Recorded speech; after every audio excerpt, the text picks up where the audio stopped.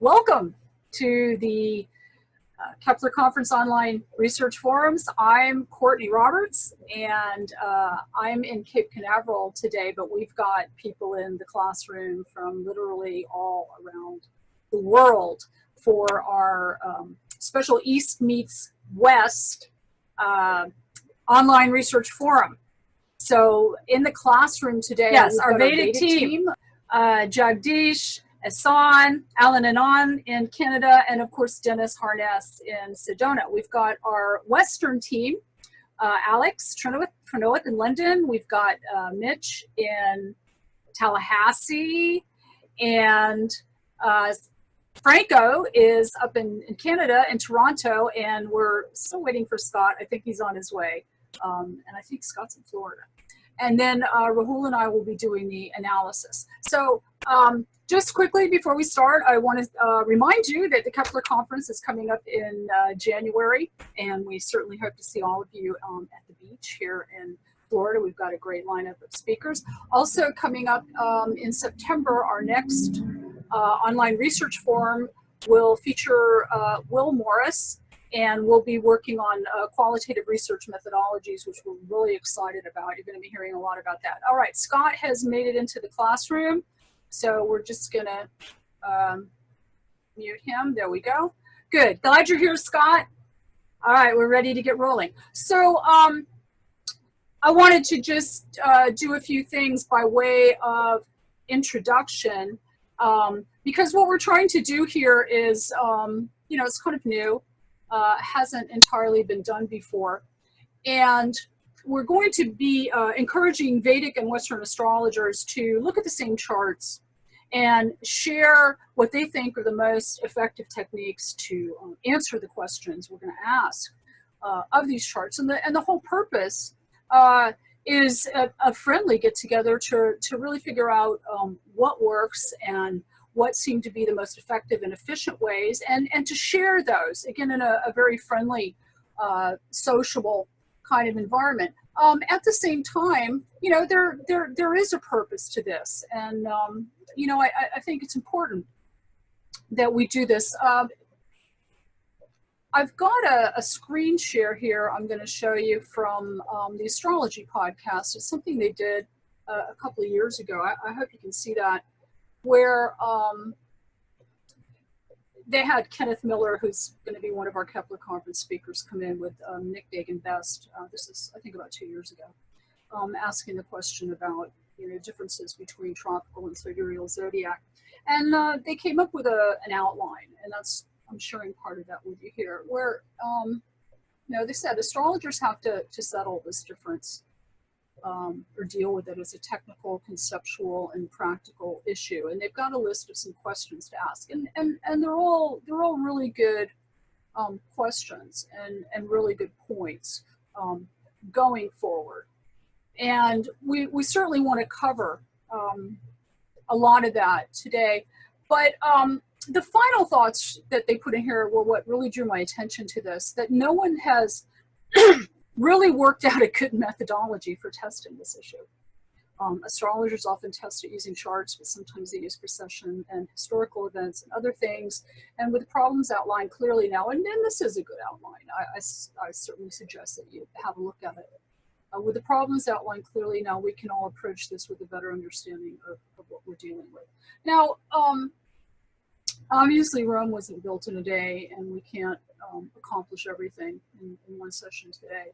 But I think we all need to be kind of thinking about this larger issue, and what is the methodology that we would use to try to get more definitive answers to this question. And it's an important question. I can remember, back in 2003, 2004, when I was doing the MA program in Bath, I was really blessed. Rupert Sheldrake invited me over to his house for lunch. It's a long story. I'll tell you some other time, but it was really exciting. And I went over, and he was lovely, and his wife, Jill, was very gracious. And we had a lovely time, but I was there to talk about astrological research with him. That's why he had me over. And the first thing he said was, you've got to figure out this 2 zodiac problem. You've got to figure out which one works, because that's just a huge scientific problem. And you know, I was sitting across the table thinking that wouldn't be my first issue. And I don't see it as that much of a problem. But I think it's fair to say that the rest of the world does, and even people of that caliber, and he's certainly somebody who whose opinion in any kind of paranormal research I have a tremendous amount of respect for. You know, that's the way they're thinking, and that's the way they're looking at the problem. And I think we need to operate more with that kind of awareness. So whereas I don't think we're going to figure out the entire methodology today, everybody's already asking me, when are we going to do this again? And I think we're going to want to look at doing a series of these and try to come to that methodology so we can come up with some better answers to the kind of questions that people are always going to be asking us from the outside. And I think we need to be much better prepared. So that's one of the things I wanted to show you. Now, I wanted to just look at very quickly again some of the general theories out there about what the difference is between the two zodiacs. And we're going to refer back to these in our analyses as we go through the program today. I've got a little graphic here that Theo did about some of the differences between the sidereal and tropical zodiac. And one of the things I really liked in here was when he talked about the sidereal zodiac, he says it's beyond the solar system, and it's a starlight paradigm that the source is dominant over the location versus tropical zodiac, and that the planets are called grahas, graspers or Caesars. They're eclipsing the starlight with their effects, and then the sidereal signs are indirectly linked to the planets being extremely far apart. Compare that to the tropical zodiac, which is within the solar system and is a lot more local.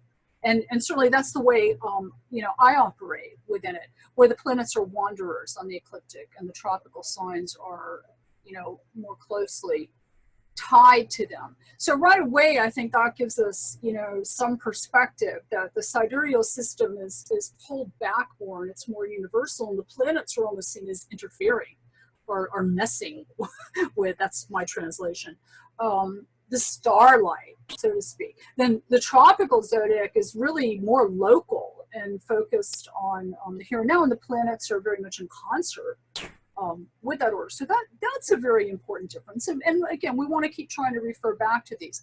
Another thing that keeps coming up in terms of you know, differences, popular differences, is what is called synoptical astrology, which is a system that was proposed by a Hungarian, Laszlo Orosz.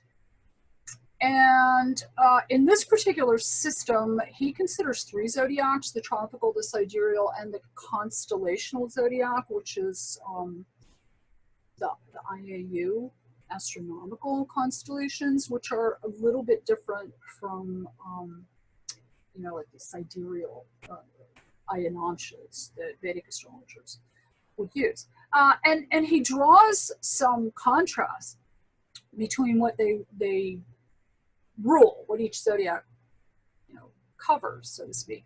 And I'm going to quote him here. He says, by this approach, the tropical frame represents the destined earthly road, the personal life path, and emphasizes mostly the psychic, somatic, and psychosomatic elements of the nativities. I think we hear different versions of that a lot, although I'm not entirely sure what it's supposed to mean in anything more than a, you know, kind of a vague way.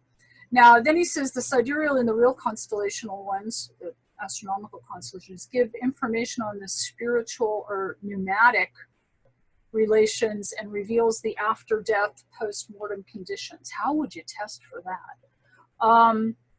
But this is kind of reflective of, I think, a lot of the theories that we have out there, that, you know, somehow the tropical is a little more oriented towards personality and, you know, kind of the illusionary state that we live in this material plane, so to speak, and the sidereal is more concerned with karmic or overarching spiritual concepts. But I think we really have to be so careful with that language, because it's often a mask for just meaningless mush. You know, what does it actually mean? So I want to keep coming back to that today, and that's the job of Rahul and I as the analysts in this. You know, after the different presentations, we're going to analyze, and I'm going to keep some notes, and you know, let's keep thinking. Okay, when we see differences between the tropical Western and between the Vedic or Indian or sidereal zodiac, let's try to be specific about what. So, having said that, that we're going to come back after these analyses and keep trying to look at these theories and you know, put it in some kind of shape. I'm going to go ahead and get rolling our first actual chart. So the first chart that we want to look at, as if he wasn't getting enough media attention already, is the birth chart of Donald J. Trump. And we're going to get 3 different Vedic perspectives on it, and we'll trade off. We're going to get 3 different Western perspectives on it. And the basic question that we're asking of our astrologers is, first on the natal chart, what makes Trump Trump? Describe how your zodiac or your technique provides the best description of or insights into Donald Trump.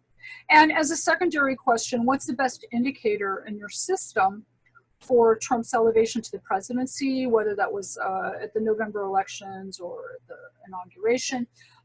Each speaker will have 3 minutes. And again, we're going to trade off. So it's going to go Dennis, Alex, Isan, Franco, Alan, and Mitch.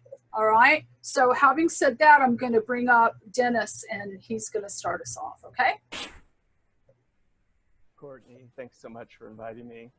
When I look at Trump's chart on a real basic level, the first thing I see is that he's got a Leo Lagna or Leo rising sign with Mars rising on the ascendant when he was born. And this planet Mars and the rising sign are in the nakshatra, which are the lunar mansions of Vedic astrology, which there's 27. They're in the nakshatra of Magha, which means the mighty one. It's connected actually with the fixed star Regulus in terms of the fixed stars.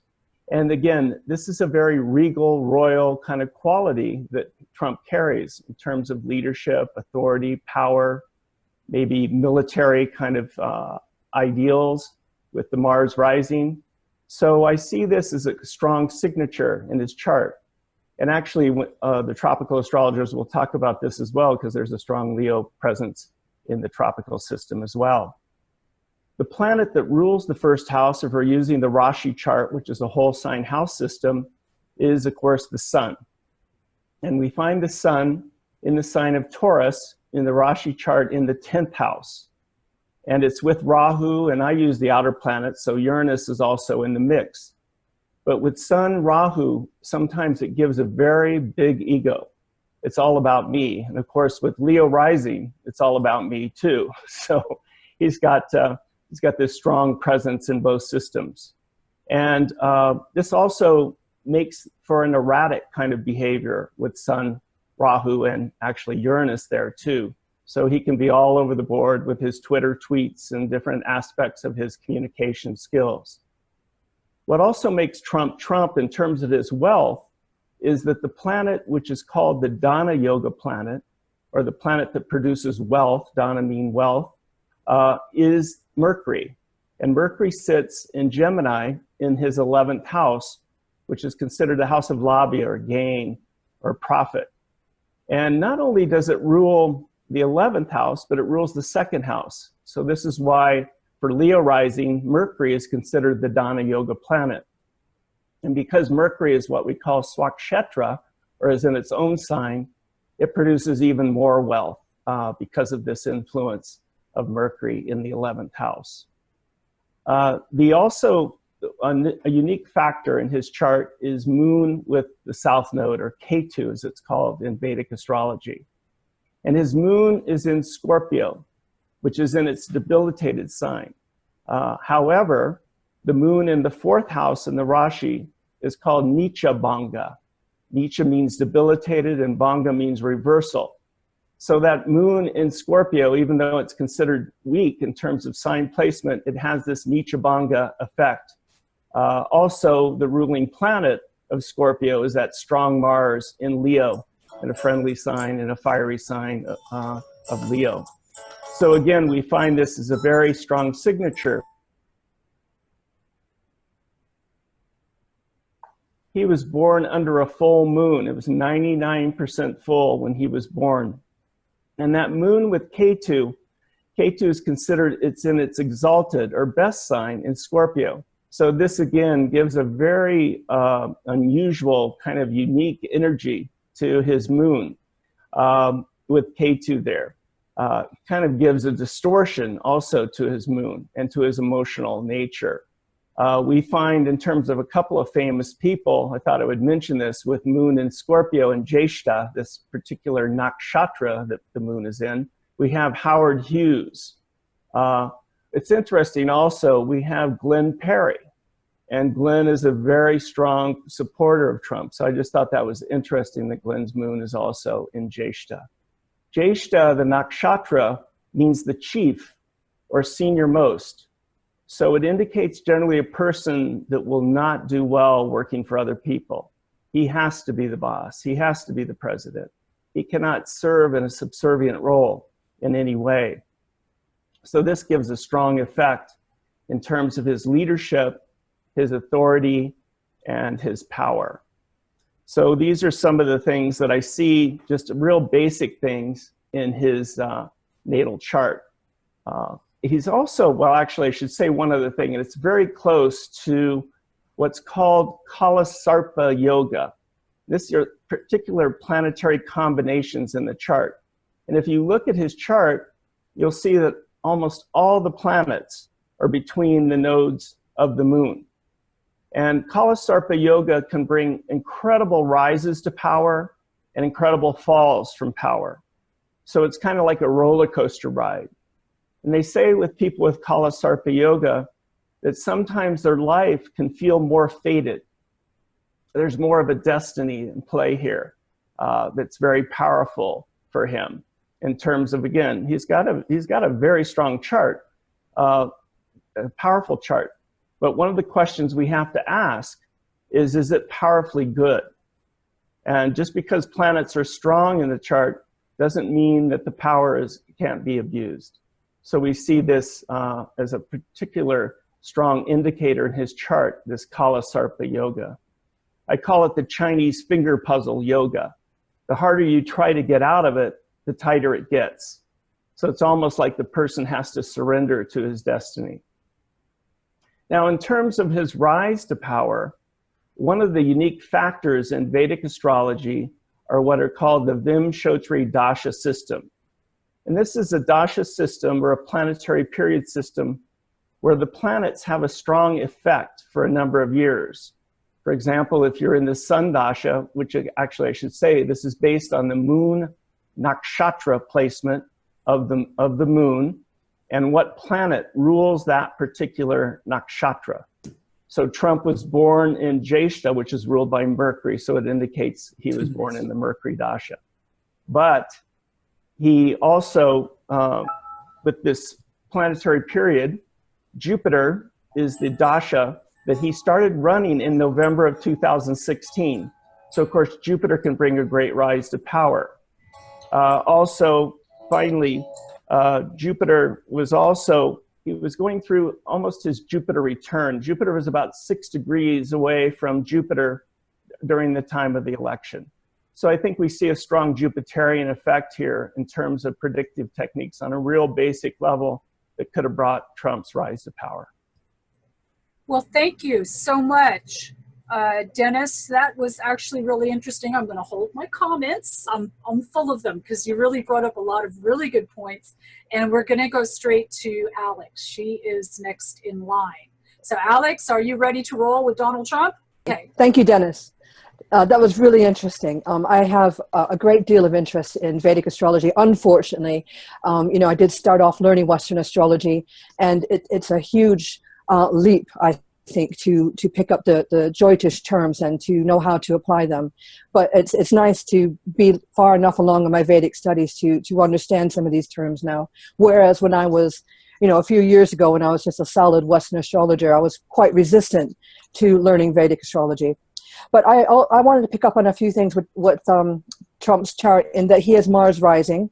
Mars rules the 8th house, and Uranus is recently transiting through his 8th house. And there were a lot of comments that he made that found its way to the public attention that were quite unpleasantly sexual.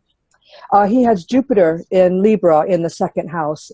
Jupiter tends to be quite lucky in the 2nd house, the realm of money. Now, as you know, I'm a teacher, I'm a school teacher, and one of the things that I think that upset the school administrators with me being an astrologer was their worry that I was going to be making predictions on whether or not a child was going to be a good student or a bad student, or was going to go down a certain road or another certain road, which is quite comical given how many grade predictions I make in an academic year. So I just wanted to mention, that one of the things that I struggled most with is the idea of fate and free will in a birth chart, because I would approach Donald Trump's chart from a child development point of view, starting with how he learns. And he's a Jupiter in Libra learner. So particular to him, if we use his time of birth, he would have Jupiter in the 2nd house. But if he were just my student, I would only know, as I would know for all my students, where his Jupiter is. So with Jupiter and Libra students, I find that the seating arrangements can often be quite difficult. If you put them next to someone they like or someone that they dislike, you kind of got the same problem, and that nothing ever gets done. At the age of 6, Jupiter would have transited to Capricorn, where would have squared his natal position. And we find that Jupiter and Capricorn students, if we just look at the signs, it's a sign of hard work. Developmentally, he might have had a supercharge to his ambitions. He might have got it in his head at that stage that he wanted to be somebody of great importance. At the age of 11, he would have had his Jupiter return. We have Jupiter would have moved on into, sorry, I just skipped a step. At 6 years old, Jupiter would have opposed itself at the age of 6. It's going to have it in the house of ambition, this great deal of power and wanting to use this power in a way that could be quite fiery, because it's Aries. At the age of 9, we got Jupiter moving through Cancer, where it picks up the planet Saturn as well by conjunction. So at the age of 11, the Jupiter will return to its natal position in Libra. But what I want to talk about with Donald Trump is looking at his Wikipedia biography. It states quite clearly that at age, in his teenage years, Donald Trump was a bit of a bully, that he had a lot of issues, and he had a need to be dominant over other people. So Saturn would have opposed itself at this stage. Saturn would have been in its rulership in Capricorn. So I think, what makes Trump is not a matter of, his birth chart. It's how he used his birth chart with the aid of the people that were in authority over him. So I hope this gives a little bit of a overall picture of how I would use, or how I would approach his chart if he were a student of mine, and also gives you a little bit of an idea of why I'm a little bit hesitant to make judgment calls on anybody to say, well, this person's going to be great or this person's not going to be great, because 250 people are born at the same minute. So there's 250 other Donald Trumps in the world, but only one specific Donald Trump. Okay, thank you. All right, thank you very much, Alex. That was very interesting. And again, I'm taking notes on all of this. We're going to bring Hassan up if you want to turn on your video, Hassan, and we'll get you up on the screen. And he's going to share his take on Donald Trump's chart. Yeah, hello. So may I share my screen first?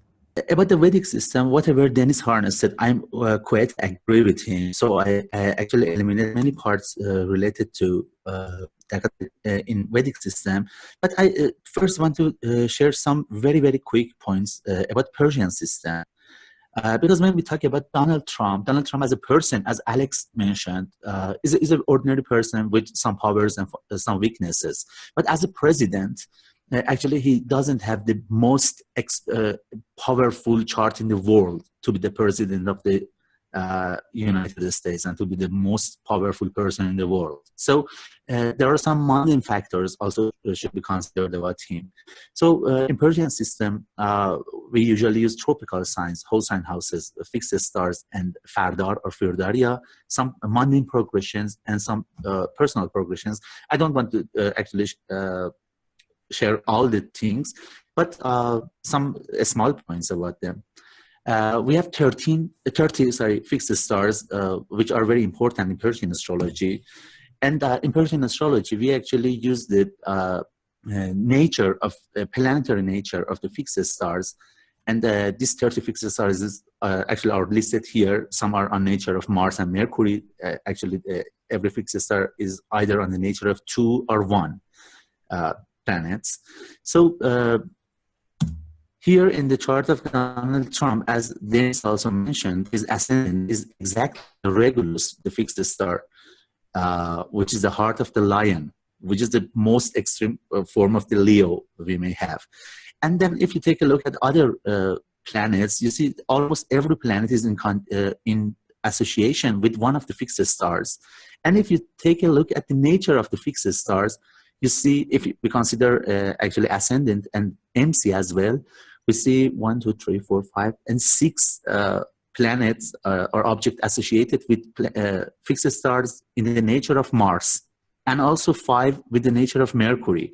So looks like as if we have a chart with 6 Mars and 5 Mercuries, 5 times Mercury energy and 6 times Mars energy.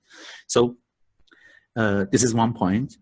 And the other one is about the Fardar period and the natal progression. In 2016, he was in the Fardar period of North Node, and North Node is in its exaltation sign, and also it's with the Sun. According to Persian astrology, North Node is auspicious with the nature of Jupiter and intensifies the significations of the planet conjunct with. So North Node intensifies the power of the Sun again, and it's also in the 10th house.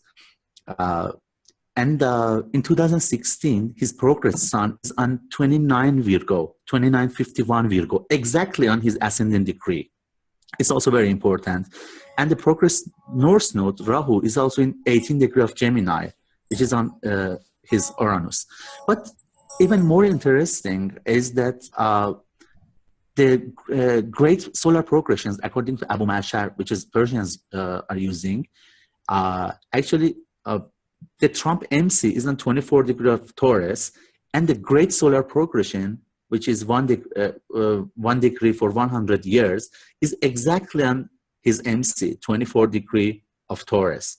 So we also have actually the greatest solar progression, which is 1 degree for 1,000 years, which is in 5 degrees. Chart actually, Dennis explained many of these things, Leo ascendant, and the general points about his chart. I also want to add that the Sun is in its Digbala, which is the directional aspect, as well as the Moon, and also we have his moon chart and his Aruda Lagna, which is the actually reflection of his personality in the society and the way others perceive him, which is very also strong. And in his Sarvashtaka Varga, he got 34 points in the 10th house. And also in his Navamsha chart, as well as his Dashamsa chart, he has a very powerful chart.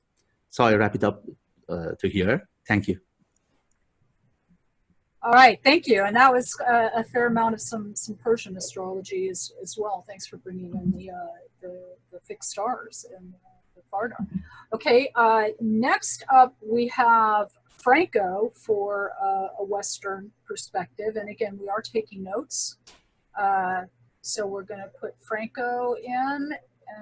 And okay. All right, Franco, you're on. All right. So, yeah, I'm taking it Trump's chart from a Western perspective. I'm going to see if I can share my screen here. Can you guys see that? It's opening up. Give it a second. There it is. Okay. You're Okay. good. Anyway, so right. So just to reiterate some points, like Dennis made, he's got the Leo rising, as well as SN made the fixed star Regulus right on his ascendant. A couple of points I want to make looking at him as far as the Mars in the 12th house and the Pluto in the 12th house. To me, that suggests he's got some internal anger issues. The Mars on the ascendant also brings out that angry, the aggressive tone. It can be angry, it can be aggressive to forward his needs as well, but a lot of times, as we see with Trump, it comes out angry. Again, like Dennis mentioned, the Jupiter is in the second house, bringing wealth. Mercury, the ruler of the second house, here is in the 11th house, the second from the career of money as well. If you look at his, if we just go to the natal for a second here, he's almost got, it's slightly outside of a bowl chart if we go to the Mark Edmund Jones patterns. And in a bowl chart, you try and put stuff into the bowl. This bowl is directed towards his ascendant and first house. So he tends to want to bring things in. It's all about him. He wants to make things happen. As far as his erraticness, because this gentleman jumps all over the place he constantly changes his story and all that. He's got Uranus conjunct the sun, bringing that, well, first of all, the eccentric mannerisms to him, as well as the ability to change on a dime. And again, the sun in its 10th house also brings about points of a career-minded, being number one. Now, looking at his election, if we look at his election, you can see that at the time of the elections in November of 2016, he had the North Node and the last prior eclipse in the first house. So that boded well for him for the election. If we move to solar arcs, you can see that his solar arc sun has moved to pretty much the ascendant, suggesting that his identity, his leadership being brought to the first house, and therefore him. And then Mercury, also a co-ruler of the first house, is also in there as well. So that is my time. Okay, thank you, Franco. And I wanted to take a couple of minutes for analysis here because we've got Alan and Mitch also coming up on Trump. But I wanted to, and you can time us on this, Jagdish, I wanted to maybe bring in Rahul and myself just for a minute because I think I'm already seeing some very, what appear to me to be some pretty marked differences. Rahul, I just put your microphone on if you want to chime in or put your camera on as well. Right away, you know, in the Vedic sidereal system, Trump is Sun in Taurus, opposite the full moon in Scorpio, whereas in the tropical, he's Gemini Sagittarius. And that's a really basic difference. And right away, I'm seeing that the Vedic Taurus Scorpio opposition, yeah, he's really rich, he's really wealthy, and that wealth is a means to power. So that's kind of the real world picture. But right away, I'm noticing that the Western astrologers, and this includes me, it's almost like we're tuning in more to the character, and the character is like so Gemini to me. As Franco's pointing out, the guy talks out of both sides of his mouth. I mean, he changes his story every time he opens his mouth. We can't even keep track of how many times the guy lies. There's no reality check there. It's Gemini, Gemini, Gemini. So, and I think Dennis did such a brilliant Vedic job of portraying the man's position in the world with all of the MAGA etc. And there is a little question about his ascendant. I don't want to muddy the waters with that right now. It might be Aslesha, okay? But let's put that to the side for now. Again, I think the tropical shows almost more of the personality and the inner character and how the person comes across, and Westerners are a little more fixated on that, and the Vedic is more of almost the world picture. Rahul, can you add anything to that? I think Dennis and SR has talked for Vedic. They've talked. They've actually covered most of and everything.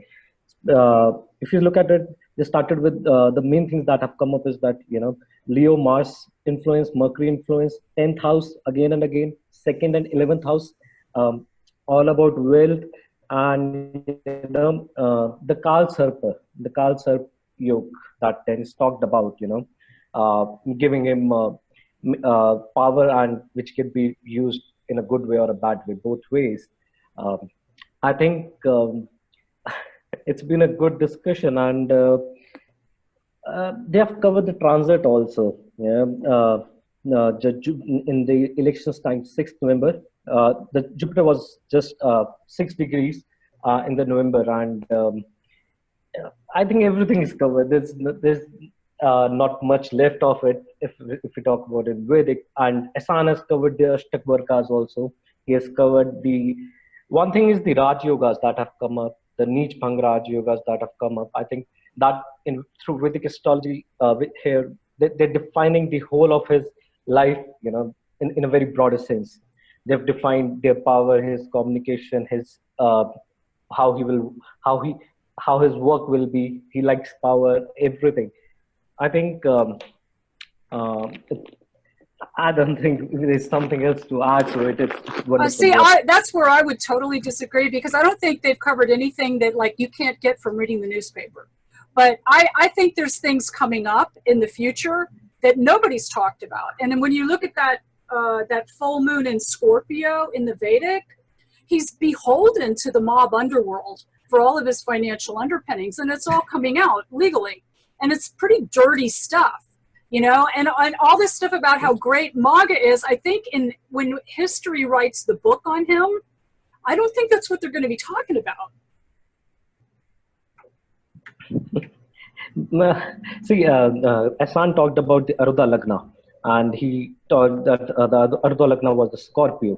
So what you portray to the people outside, how people perceive you, it's more like a Scorpio.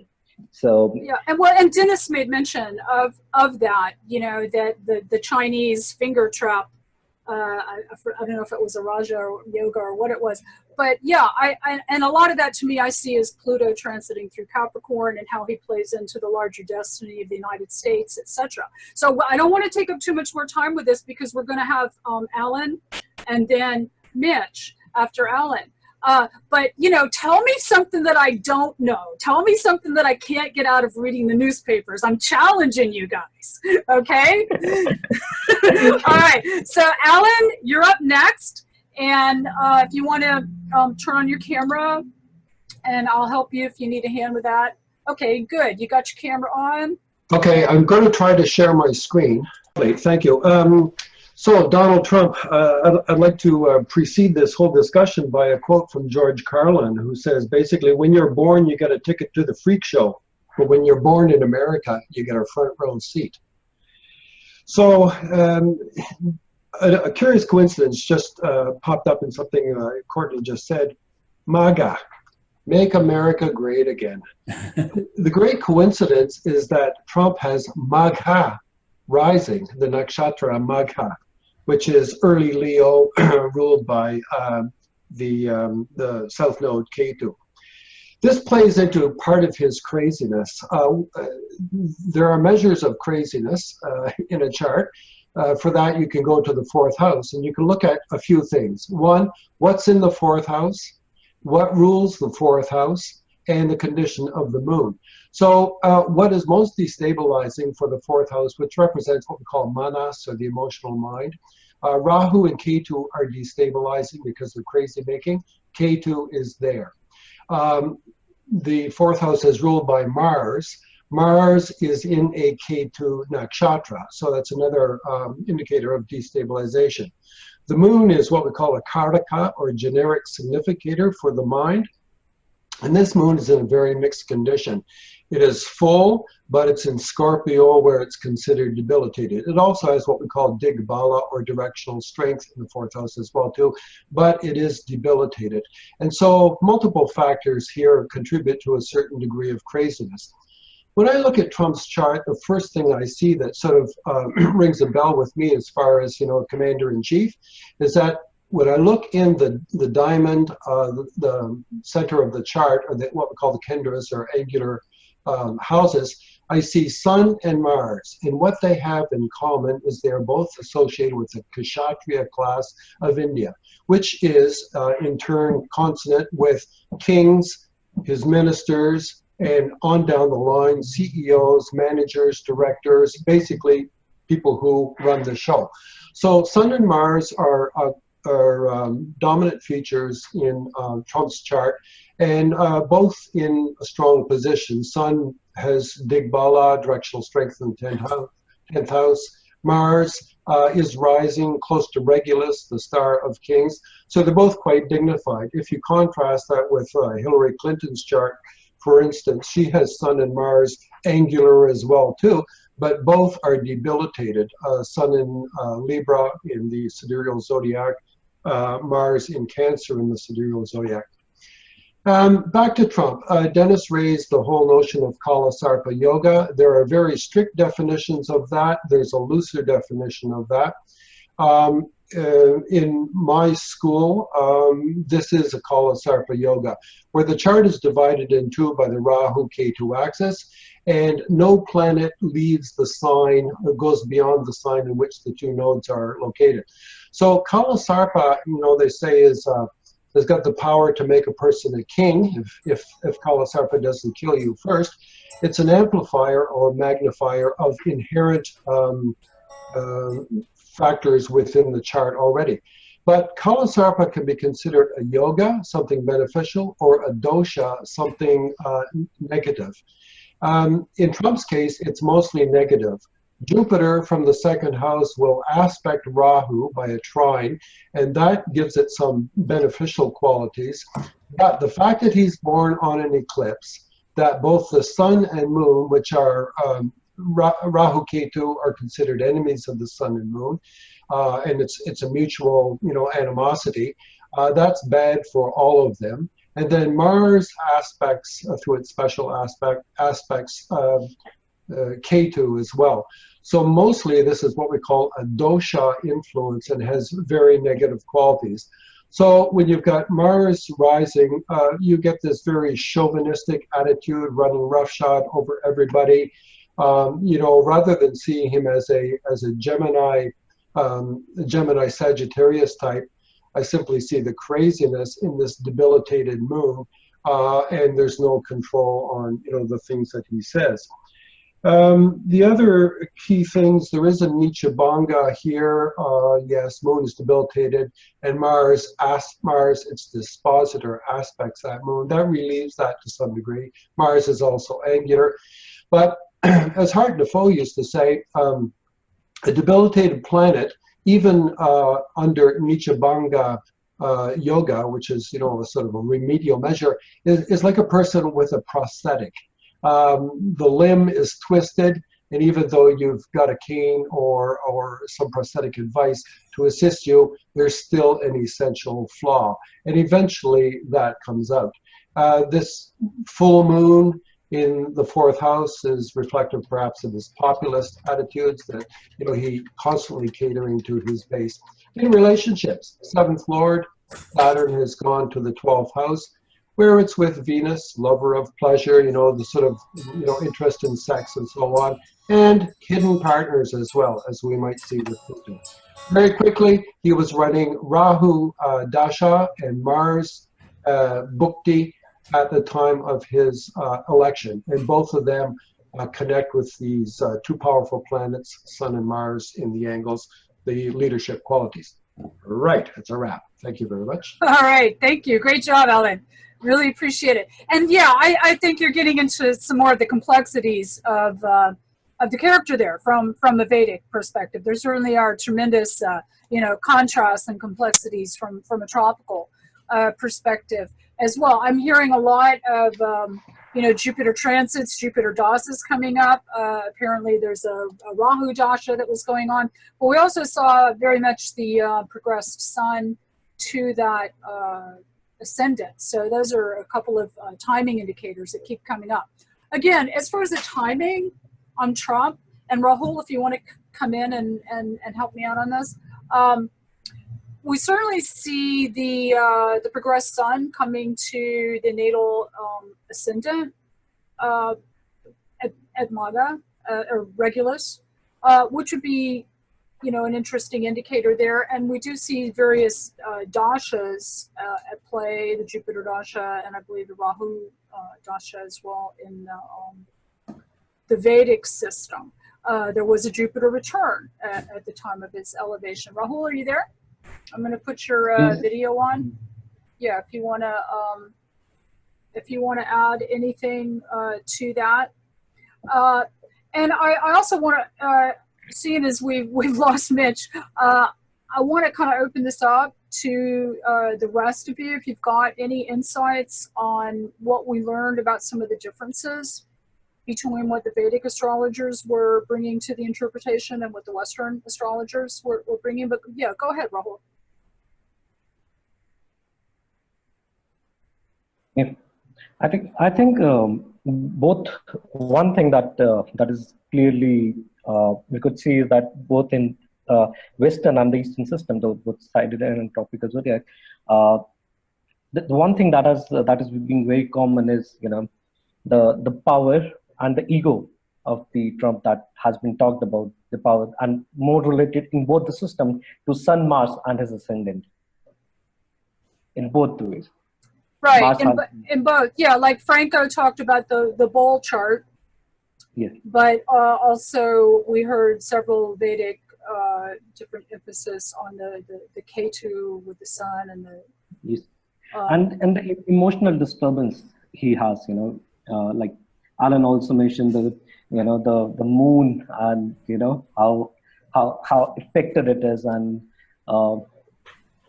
I think that's something that also Alex took when she talked about how from the starting from his age 6 to age 11 how he has developed over the years from the starting. So that's a lot of emotions that that were ramping around during that time. So, and that is a huge difference between Vedic and Western astrologers right there, is that the Westerners are going into child development and the psychology of child development, and that's a terribly Western perspective, I think right there. So that's an important difference, and we're going to see that again, and I think some of the responses that we have to the next question. Yeah, go ahead. And I think both agree upon the wealth, the wealth factor of his, the second house and the 11th house and the Mercury, and at the same time the communication, how his communication has been, how he's been communicated to the people around him and to the world. That has come up. That's quite common, I see, in both the systems. Well, yeah, I thought it was very interesting to have the sidereal Mercury and Gemini in the 11th house. That was an interesting configuration. But again, it's easy to see the obvious. Okay, he's president, he's rich. But there's a lot of complexities there. There's a lot of contrasts, and the way that history tells the story in the aftermath and all the investigations are done, and where the money is really coming from is revealed. I think there's a lot more problematic situations there, and maybe that particular. And the name escapes me. Alan was talking about it, and Dennis was talking about it. The particular yoga or dosha. Constant yoga. Yeah, Kal Sarpa Yoga. Yeah. it's very powerful, and I think we're going to see the extremes Yeah. of that. And so, can you just define that yoga for me, just quickly, because we're going to move on to the next question. But what constitutes a yoga like that? And anybody Basically, can. it's about the nodes. If the planets are inside the nodes, all the planets, that's the Kal Sarpa Yoga. And like it's in the mouth of the snake, everything. So but it's at the same time, it could be good and it could be bad, because there are a lot of examples of it. People getting very good results of it and people getting very bad results of it. As Dennis said, it could be incredible rise of power, but at the same time, it could be incredible, going down of the power. And Linda's asking here, what does being inside the nodes mean? And I think Alan showed it pretty clearly on the chart. All of Donald Trump's natal planets fall between the north and south node, all on one side of that alignment. And that's what constitutes that dosha. Yeah, that should the negative side also. The negative side of the Trump, the negativity, and it's more also because it's the nodes and the nodes are connected to moon also. Again, coming back to the craziness part he has. Okay, now here's an interesting point, because Hassan mentioned that in Persian astrology, the North Node is quite auspicious. And in Western astrology, the North Node is certainly seen as being like better than the South Node, which is, I think, a little bit more negative in Western astrology. But one of the things that I've gotten recently in reading Vedic astrology is that the nodes are just trouble in Vedic astrology. I really wasn't aware until I read Vedic astrology of how problematic the nodes could be. So that's an important difference right there. Yeah. The Maharshi Prashara, the system of the astrology, the seer says that wherever the nodes are, they take up the way the dispositor of the ruler of the house. They behave as the ruler of that house. So okay. Yeah, and again, I think there's differences there, because as Hassan pointed out, the North Node can be quite auspicious, like Jupiter in Persian astrology. In Western astrology, it's better than the South Node. Let's put it that way, and that's just my quick take on it. But I think in Vedic astrology, again, they're more problematic. There's myths with the dragon, and it's just. So that's an interesting thing right there. All right, we're gonna stop it right there, because we could be talking about Donald Trump's chart all day. But we're gonna go to the next question.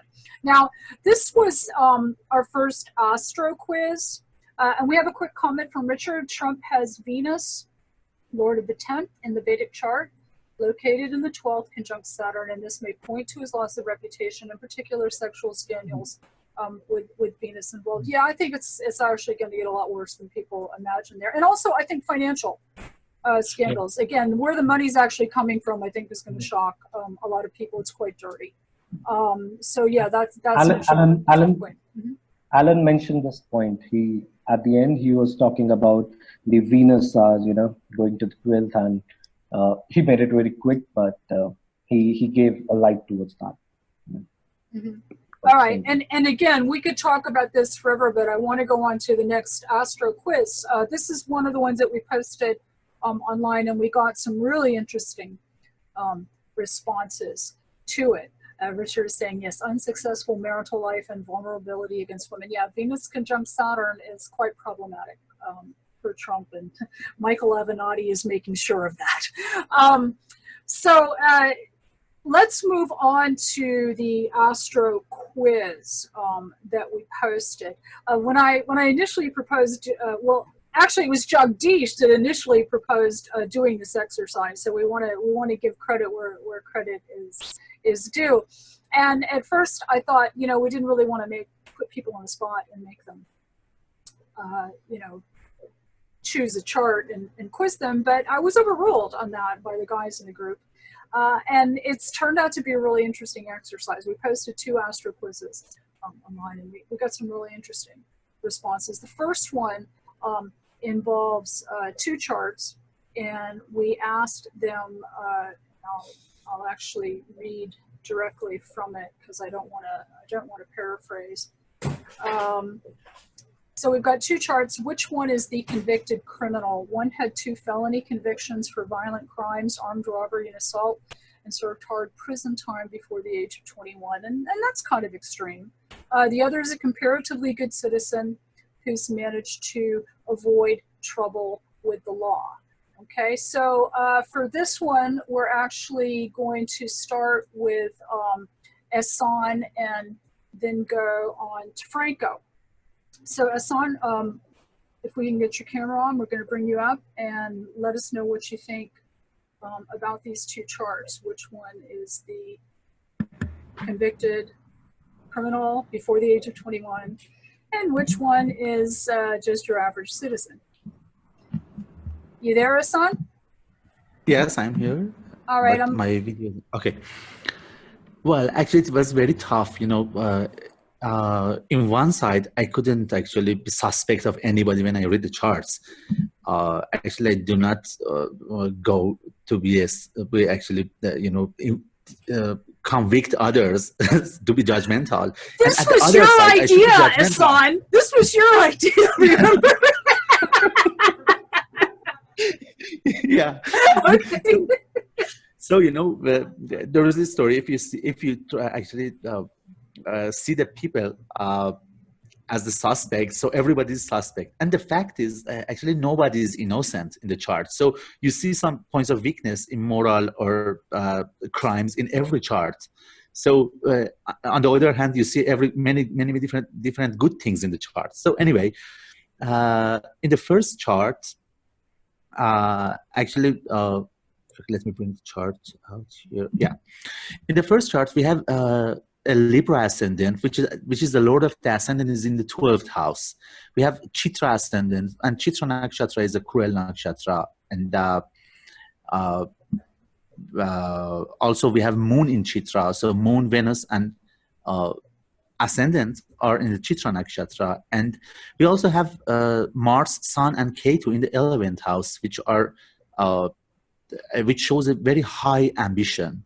So a person who has many high ambitions, and with also Ketu there, which shows some obstacles. Also Mercury in the 12th house and Venus as the ascendant lord in the 12th house can be a suspect.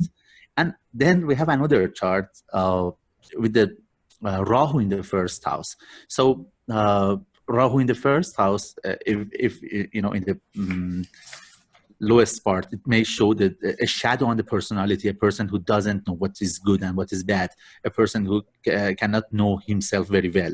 But at the same time, Moon, Mercury, and Mars in the exalted Mars in the 7th house aspect into the ascendant. So I think the chart number 2 is less criminal than the first one. Okay, so that's you've convicted chart number 1, chart A, and I am gonna just for everybody's benefit, I'm gonna do a quick screen share and see if I can't put those charts up. Okay, does everybody see the chart on my screen share? I do. Okay.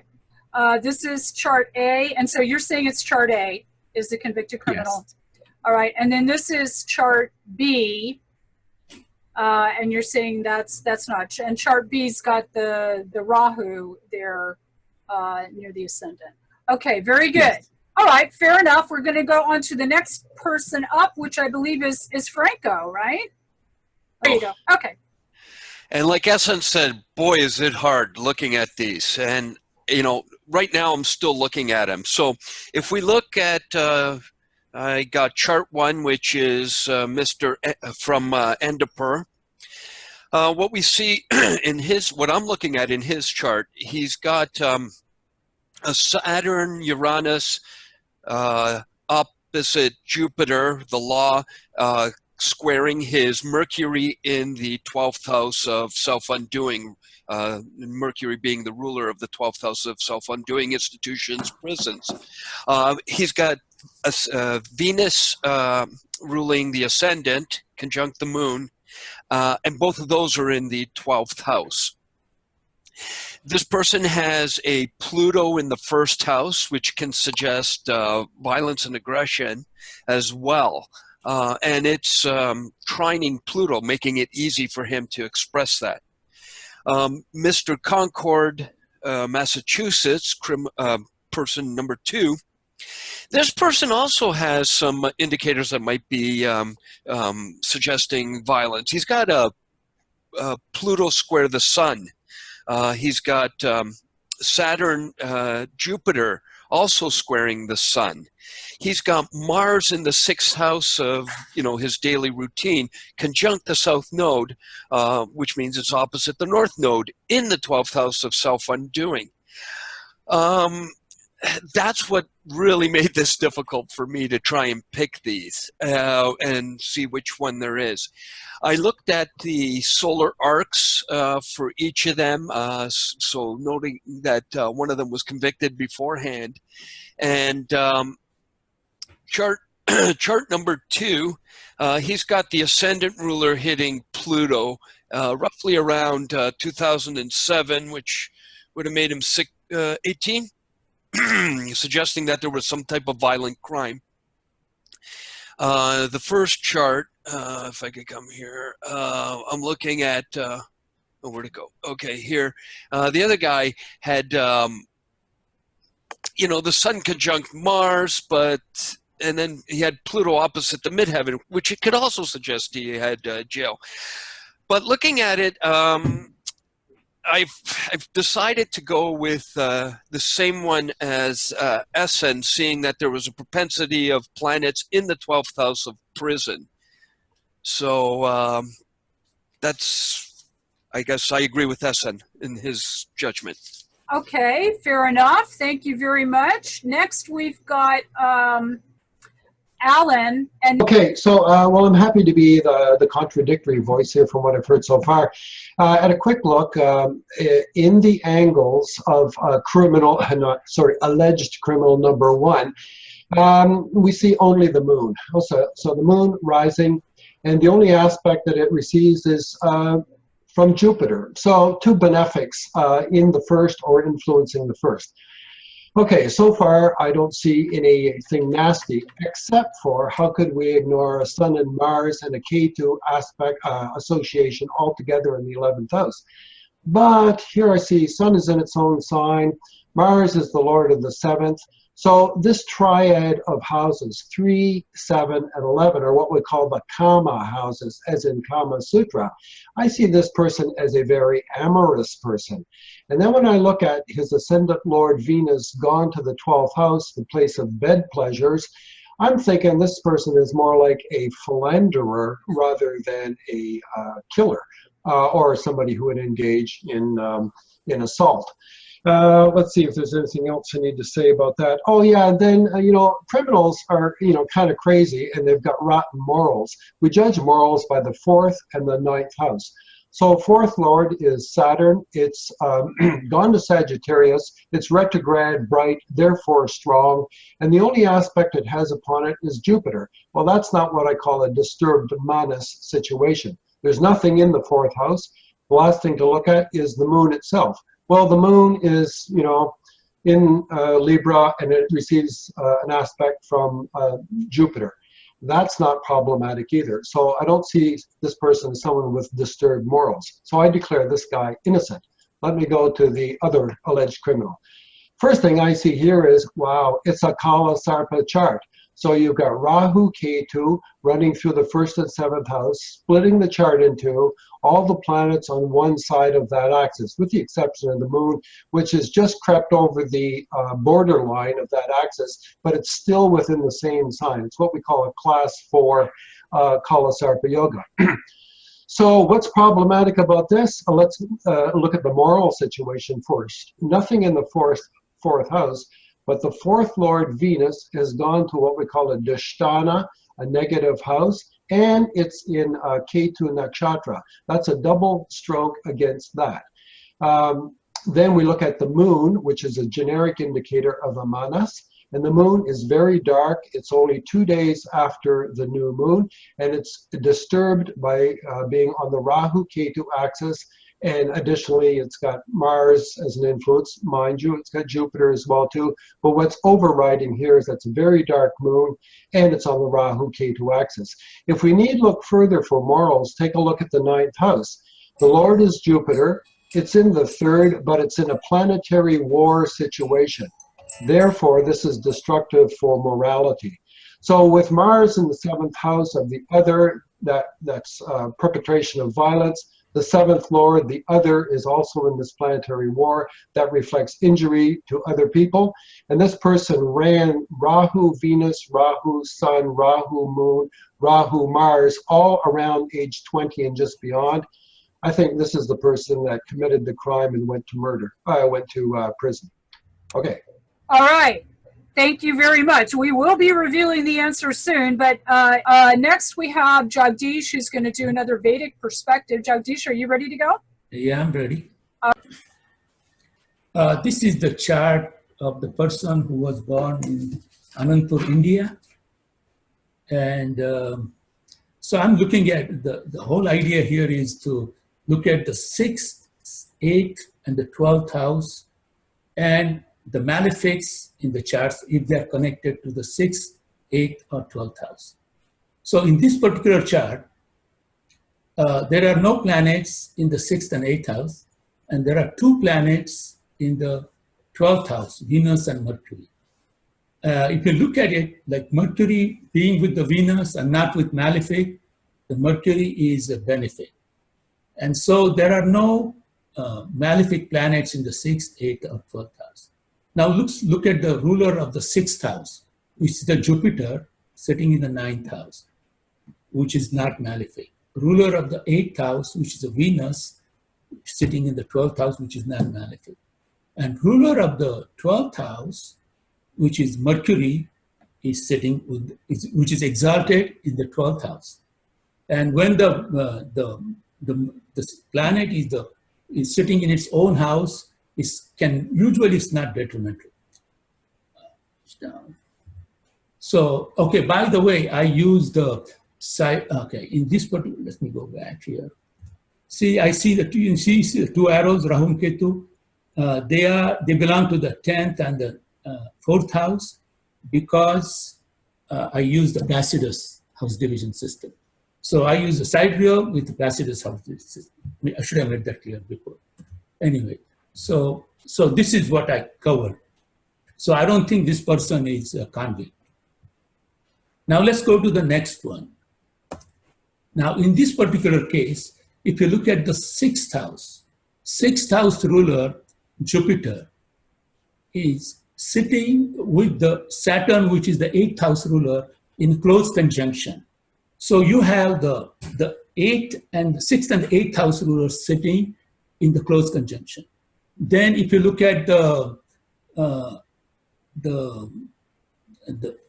are no planets, okay, the ruler of the 12th house, which is the Mercury, which is, it is the Placidus system, which is in the 6th house. And actually Mercury, Ketu, and Mars, they are all in 6th house. So they are malefics, and so they're sitting in the 6th house. So clearly it shows that this person, when I compare 2, he's more likely to be that convict. So basically I'm just saying the same. 6th house were the same. Malefics, the malefic Saturn and Mercury are in mutual reception, Parivartan Yoga. Therefore, this is likely to be convict.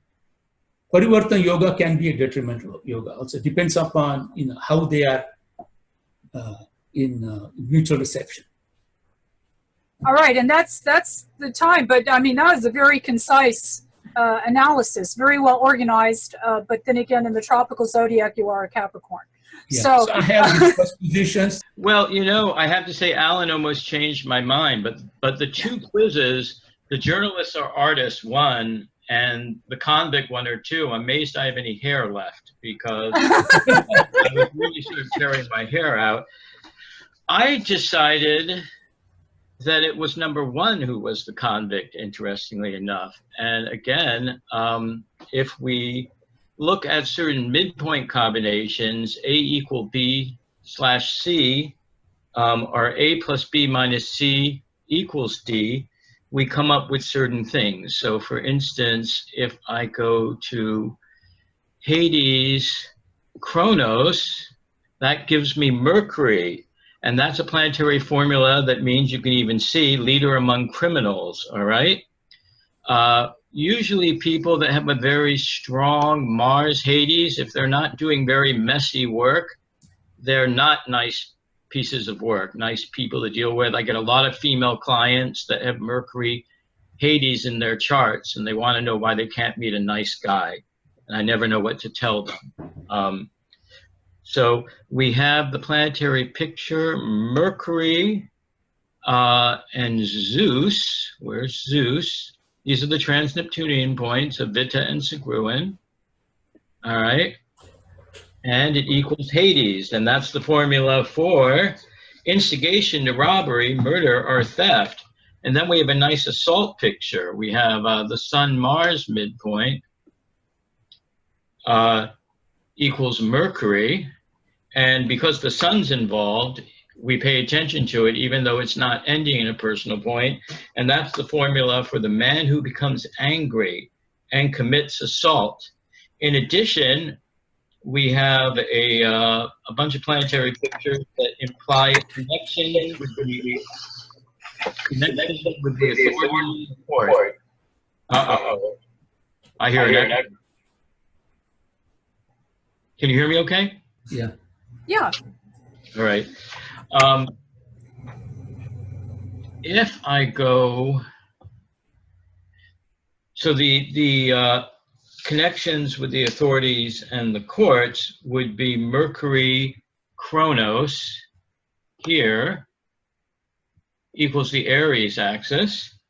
And also we'd have the node Kronos equaling, node Kronos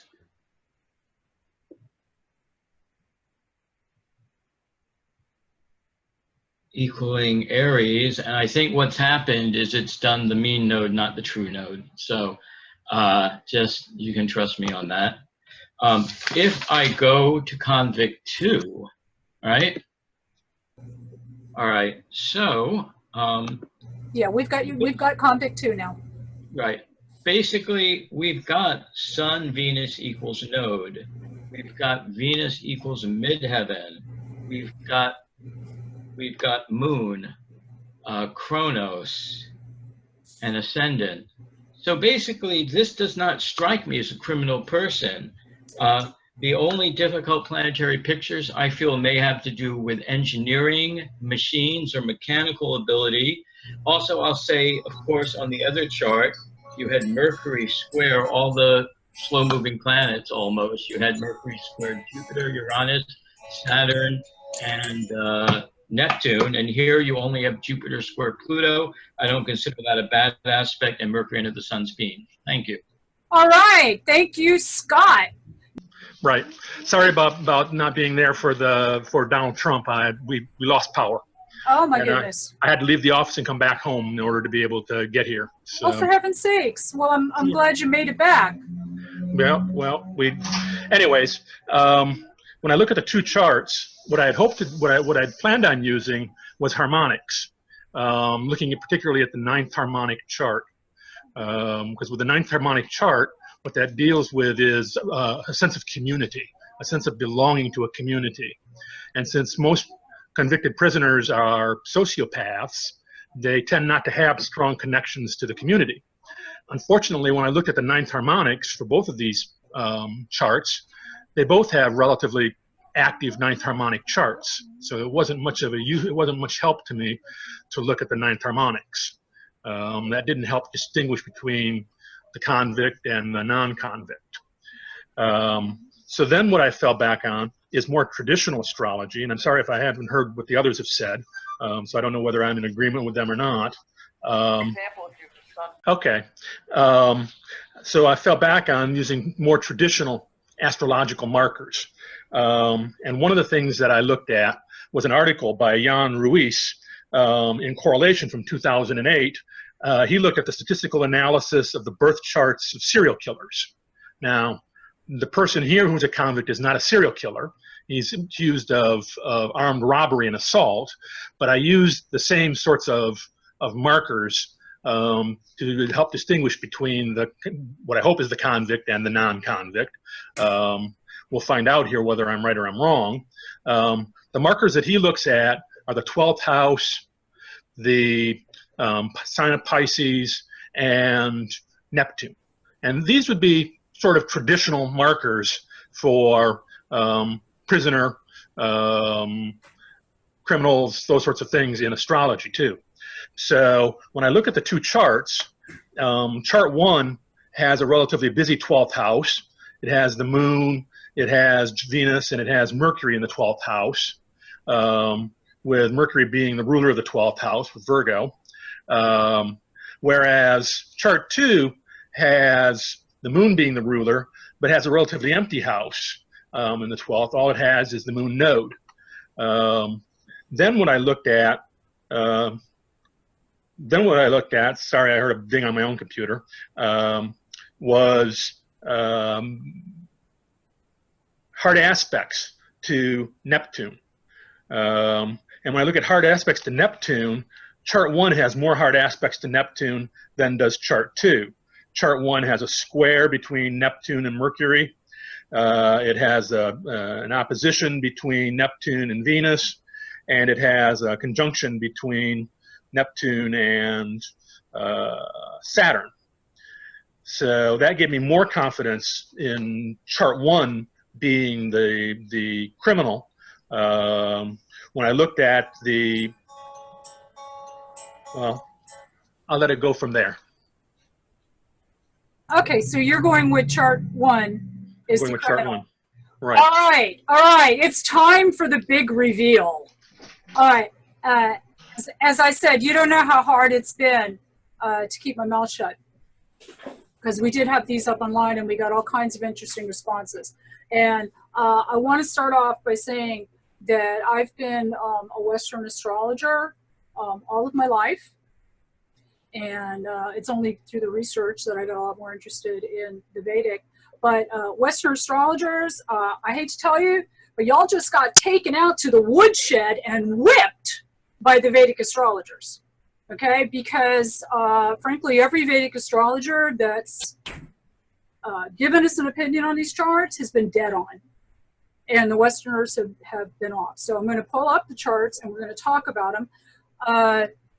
So I hope that you all are now seeing chart number 1, chart A, the one that's born in India, September 4th. Now, I think all of our Western astrologers picked this one as the convicted criminal. And a lot of them focused on that 12th house. And Yes. yeah, there's a reason why we went with this chart, and that was because there was a lot of planets in the 12th house, and I was wondering if that would throw people off. And like, here's the big reveal, okay? Are you ready? Friends, this chart is Rahul, okay? Who, you know, he's not perfect, but for the most part, he's a pretty nice guy. So, we're getting messages in the chat right now.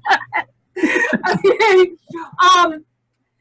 And the actual criminal, now I just changed the charts, so I want to be sure that you see the second one. One of the biggest problems that I had in setting up this quiz was the guys on the board all wanted to have a quiz of who's the criminal and who isn't. And we thought, oh, we can get stuff from Astro Databank. Well, getting it from Astro Databank is a really bad idea, because then people can just Google it and cheat. So we had to come up with a cheat-proof method. So I had to go into my own files, which is another reason why we went with Rahul, who, again, you know, he's had his little skirmishes, but for the most part, that Moon Venus has kept him out of trouble, and you know, he's got his MS and he's working on his PhD, et cetera, et cetera. We're getting all kinds of stuff in the chat. We're going to come back to that. But this is a chart for the daughter of a client that I've known for a long time, and I've known the family for years. And for one thing, I know the mother, and she's really into astrology, so the birth time is quite accurate.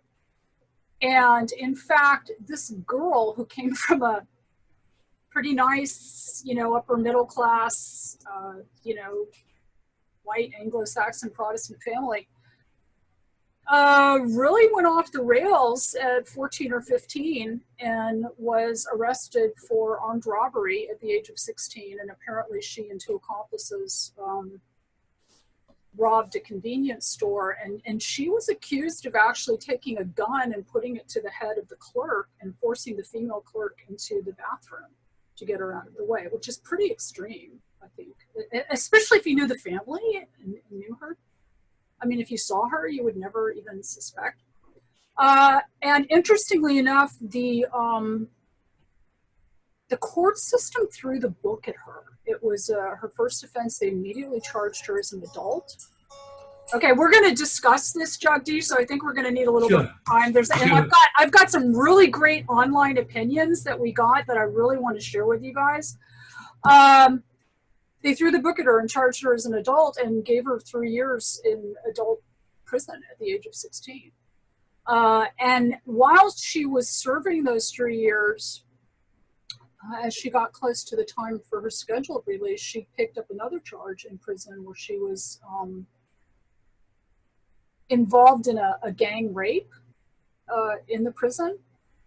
And a lot of people have pointed to the progressed son coming to the Mars at about the age of 19. And I think that was about the age of 19 when she was implicated in a gang rape that happened in prison, and she picked up another charge. And she pled to that and eventually got out. Now, I mean, the upside of the story is she's older now and has settled down and straightened out. She got scared straight. But I think in a lot of ways it's still kind of a very difficult person to get along with. And that really comes out in the Vedic chart. When you go to whole sign houses, you've got that Mars and the South Node. They become, in Capricorn, exalted and very angular in the 7th house. And that's this person. And she was also a star athlete before she went off the rails. So this was a very extreme case. And I want to share with you some of the feedback we got from the Vedic astrologers, because again, Western astrologers, we really need to clean up our act. The Vedic people nailed this.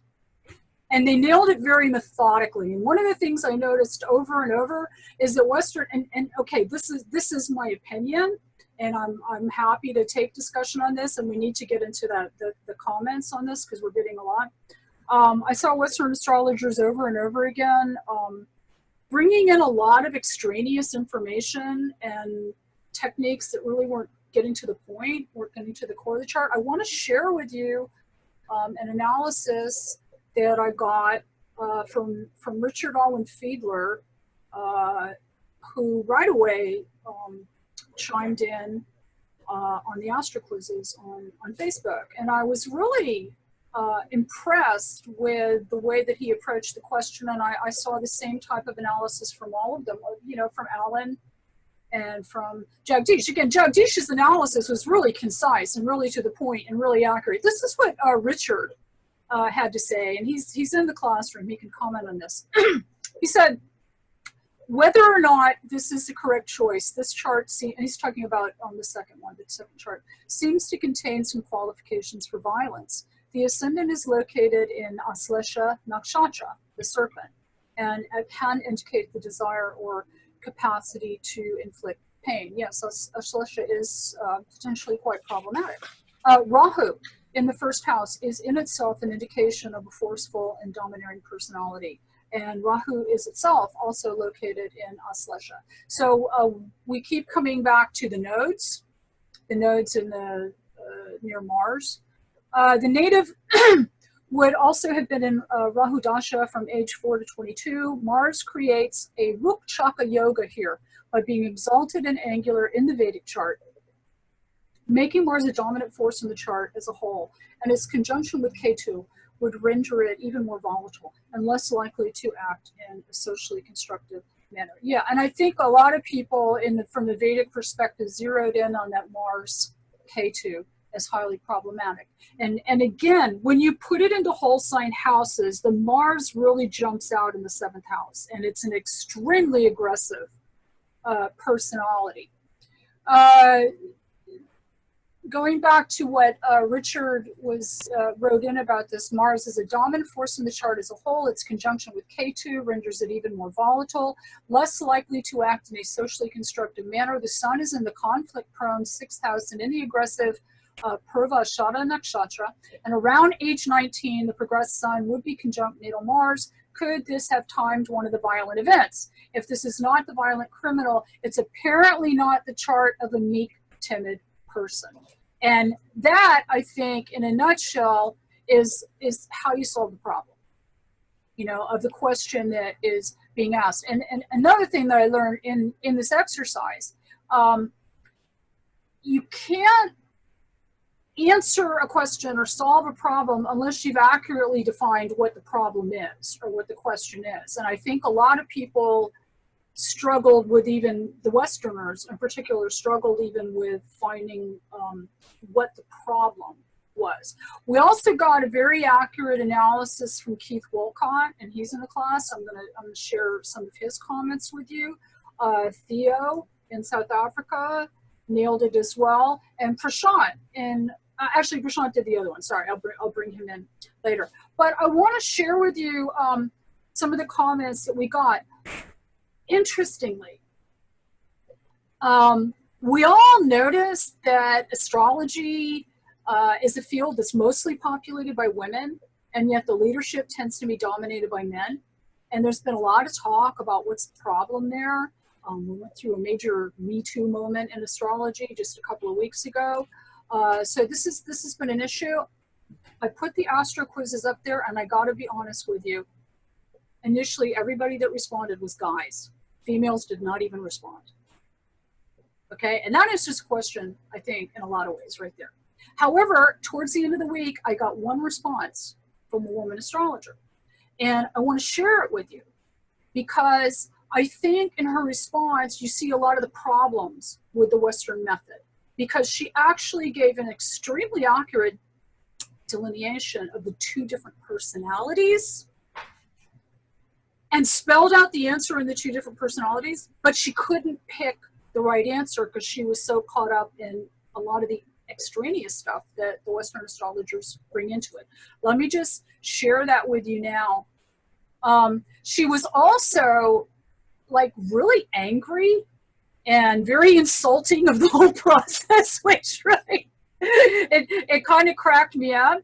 But that was the one response that I got from women. The men just went in and went to work and worked out the answers for the most part.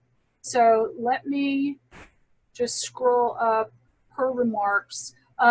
Dave Fawcett, who's a Western astrologer in LA, chimed in with the right answer about the convict, and he was going with the Mars and the nodes house placement, a more like Hellenistic approach with bad houses. All right, so here's the answer that this Western woman gave. She said, chart A, the fixed star Arcturus, and this is Rahul's chart, conjunct the moon and still with an orb of the ascendant, gives a tremendous amount of protection and beneficial assistance in this lifetime. With the moon conjunct Venus and Neptune in the first house, and he doesn't have Neptune in the first house, the personality is such that inspiring goodwill and trust in other people is easier for him than most people. They don't present as harmful and will be given a tolerant eye for their misgivings more generously than other folks. The Sun is in Virgo, disposited by Mercury and Libra in the 12th, combined with Mars in Virgo, gives a very exacting sense of decorum and civility. Social rules would be exercised to their advantage. Charm is used as a weapon. The other complications will present legal problems at some point in life, but will largely have to do with domestic affairs. and maybe a little bit of hubris even when it comes to what this person sees themselves as getting away with. But conviction and legal problems, maybe yes at some point, violent crimes. And she goes on. Now she starts equivocating. Then she gets to chart B, which is the actual convicted criminal. The sun rules the chart and is under evolutionary pressure, squaring Pluto conjunct the fixed star Arcturus. Yes, there's a Sun-Pluto square on this chart, and I actually think that's really seminal, and I've seen a number of kids from this generation with the sun in Capricorn square the Pluto in Libra have very similar problems when they hit adolescence, and they really go off the rails in a big way. I could regale you with stories about that for a while. I think that's really pivotal. Now she says street smart, but not necessarily feeling respected for their intelligence in any description. Nearly all the planets are hidden below the horizon, describes someone whose life and identity develops out of the sight line of the general public. Stressed or neurotic eruptions and explosions, especially with Mars and Aquarius in the 6th, are very common.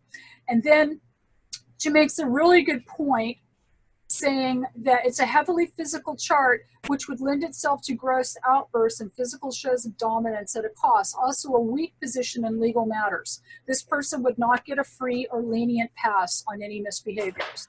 And that's, I think, the most important difference between the two charts. But this is where the Western astrologers kind of go off the rails. She says, so which one is charged with a violent crime? It depends on where each person was living at the time of the crime, whether they moved more than 50 miles from their place of birth, what kind of violent style we're looking at, precipitating factors trigger the sequence of events. I mean, this woman went off on this like mad rant about how this was such a terrible experiment and we were just embarrassing astrology. And she actually had the right answer in her personality descriptions, but she couldn't get to the point. And if you watch Jagdish's analysis, he took a surgical knife and cut right through and got to the point and came up with the right answer. Whereas this woman was getting angry and bringing in all these sociological implications and they're not even relevant. I'll stop there. I want Rahul to come in, and if you can add anything to this, and I also want to share some of the other responses we got, like from Keith, the Vedic responses. Rahul? Thank you, Kathy. I think I want to talk something about the Vedic astrology. You know, India is a land where, you know, if I go back to Vedic system, it was all about spirituality. The 12th house is all about spirituality in Vedic system.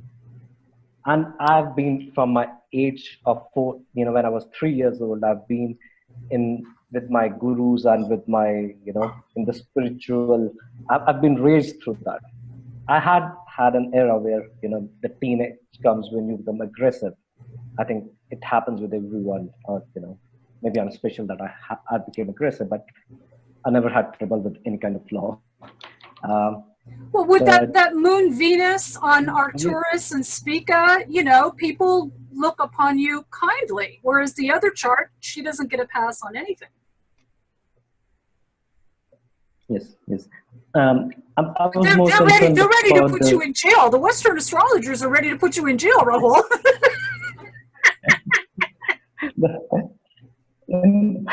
Yeah, in Vedic astrology, they would either put me in jail or they'll say, you know, he will go into spirituality. So that was a lot of options. Even the institutions of spirituality, everything is linked to the 12th house. It's like so many possibilities. And I've used your chart because I wanted to see if it would deliberately get thrown off by the 12th house. But you know what? When you really study the Gokulan sectors and the Gokulan data, the 12th house is where like the fame action is. That's where eminence is. So I think we all need to really think about the ways that we're interpreting that 12th house. We've got Dave Fawcett and Richard nailed it. Jagdish nailed it. Alan absolutely got it right. But you know, the rest of the people really struggled to get to the right answer. Let's go to some of the comments, because we've had people like chiming in left and right on this. I always knew Rahul was a criminal. That's what I thought. Thank you. And coming to a Bollywood horror movie near you. All right. Admittedly, you've knocked over a liquor store. And the 12th house is good at hiding things. Come on, Rahul, confess. At least they have a sense of humor about it. Scott says, one must have the courage to predict, quoting everyone that did not see Brexit coming. Thank you very much. And here's another one that says, she must be beautiful, Sun Venus. Oh, Scott is talking about the same chart, and you're absolutely right. She's gorgeous.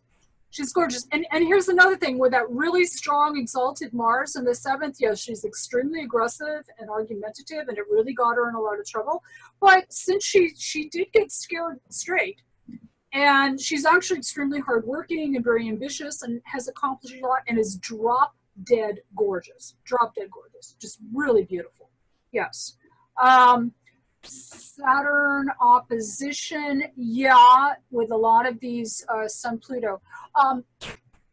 I was very close to a family in LA, which is one of the most prominent, richest families in LA. If I told you their name, I think you'd recognize them. And they had a daughter who was also Sun in Capricorn, square Pluto in Libra, that went through a really similar process and had every advantage. I mean, these people were filthy rich. And they even ended up sending her, when she was about 15, to some youth rehab outward bound camp, but it was like in Tahiti. And she got there and she was so fundamentally uncooperative that she ended up burning the whole place down. She was like 15 years old.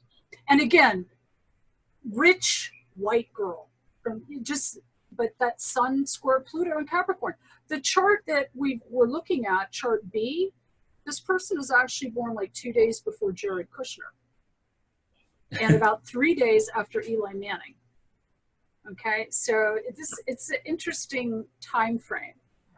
Some of the other comments that we have here, Rahu Dasha, when she's, from like 4 to 22, I think is what Richard had said. And putting children in prison only teaches them to be better criminals. Well, I agree. And frankly, as far as the gang rape that happened, you've got a bunch of teenage girls in an adult prison. Where were the guards? How did this even happen? You know, there should have been a lot better protections. But again, with that chart, you know, she had the worst possible scenario thrown at her. Whereas somebody like Rahul in that position probably would have been given a slap on the wrist and sent home. And Alex says, this is why I say astrology should be used to prevent these tragedies. Absolutely. We've got some more from Robin Bells. Natal Mars at 7 plus 14 is 21, conjunct the moon by solar arc. Yeah, so the Mars came to the moon by solar arc at 14, and the sun progressed to the Mars. So there was a lot of that Mars. And I think that Mars South Node is really pivotal. And Theo saying, ha ha ha, on the Western, I think he's laughing about my woodshed remark. Because they did. The Vedic astrologers took the Western astrologers out to the woodshed on this one. And I'm sorry, I'm on the Western astrology team, okay? But there you go. On the Western, to be fair, I would have liked to have seen more analyses or contributions from traditional Western astrology as a reflection to the traditional Vedic. Okay, yeah, that's a fair point. And they might have used a different house structure as well. The evolutionary psychological tack in Western maybe isn't an equivalent comparison, as tradition is based on methodology and should be exhibited by both traditions. But I will add to that the one woman that responded did a very clear analysis of the personalities that led her to the right conclusion, at which point, instead of just making a choice, she veered into all this sociological and psychological stuff, which needlessly muddied the waters. That just looking at the basic personalities would lead you, I think, to the right conclusion. If there was a process, now maybe that's what's lacking in the postmodern Western interpretations, is the lack of a deliberate process. Again, when you saw what Jagdish did, he was like a surgeon with a knife. There was a very definite process there, and Western astrologers don't really operate like that. Richard is saying, I agree with Thea's comment above. Traditional Western astrology would be more systematic, yes, than typical modern and postmodern Western astrology. And you know, we're going to keep doing this because it's really instructive, and I think we want to do that, bring in somebody to do a proper traditional Western analysis and see. Okay, I don't want to assume ahead of time. But yeah, I definitely saw the lack of a systematic approach in the Westerners, and they got very easily overwhelmed with like way too much information. And I'm going to keep going back to Jagdish's analysis. It was very short. It was very concise. He laid out the methodology. He went right through it. He came to the right answer, and he was done. Bingo. Okay. That old sexy chestnut, she's beautiful when she's angry. Okay. And Rahul's chart has no fire, so a gift as violent crime would be associated with fire. Yeah, maybe. I think his 12th house throws people off. But again, let's go back to the Gokulan sectors. The 12th house, I think, is something we all need to really examine. And Western traditional astrology works with the sidereal zodiac. Okay, those are questions that I think we really want to make a point of examining in the future as we keep moving through this process. We want to keep moving on. We've got more charts that we need to look at, but that was really, really instructive for me, and I think for everyone. And again, I really want to thank the people that chimed in on the internet, as well as the people who are willing to come into the class and put their opinions out there. I think we all really, really learned a lot from this one. And let's go on to our next exercise. Do you want to say anything in closing, Rahul? I want to say thank you to everyone for making me a criminal. Come on, admit it. You knocked over a liquor store. But I loved it. I loved the whole exercise. It's helped us to understand so much about astrology, and that's what we need today. You know, more understanding so that we can go towards more methodologies and more, we are looking at more accuracies. So we need to have good methodologies and good ways to do it. And a systematic approach. Yes. You know, a definite systematic approach. Yeah, and Alex is saying I couldn't agree more. All right, so next on our agenda, we have a young lady whose life path has taken perhaps the opposite trajectory as the one that we just looked at. We're going to look at the chart of Meghan Markle, and we're going to start with Alan on the Vedic and then Mitch on the Western. The questions that we want to ask of Meghan Markle's chart are similar to the ones that we asked about Donald Trump. Each speaker will have 3 minutes to describe what astrological factors best explain her unlikely rise to royalty, as well as the timing. All right, so again, the first person that we're going to bring up is Alan, and then we're going to go to Mitch. Alan, are you ready to go? Yes, if you can give me video, I'll try to share this screen. Okay. Okay, we've got your screen share. Let's get, there we go. Okay. All right, so Meghan Markle. So Cancer rising, Rahu Ketu runs through the 1st and 7th houses, and Rahu in the 1st can give, significant physical presence, personality, character, charm, something striking about the physical self. That's obviously great for people in the public eye, whether they be actors or politicians or, athletes. What's substantive about her chart is that she has a mutual reception, what's called Parivartana Yoga, in her chart, involving First Lord Moon in exchange with 1st house occupant Mercury. So Moon in Virgo, Mercury in Cancer in exchange. So this is a Parivartana between houses 1 and 3.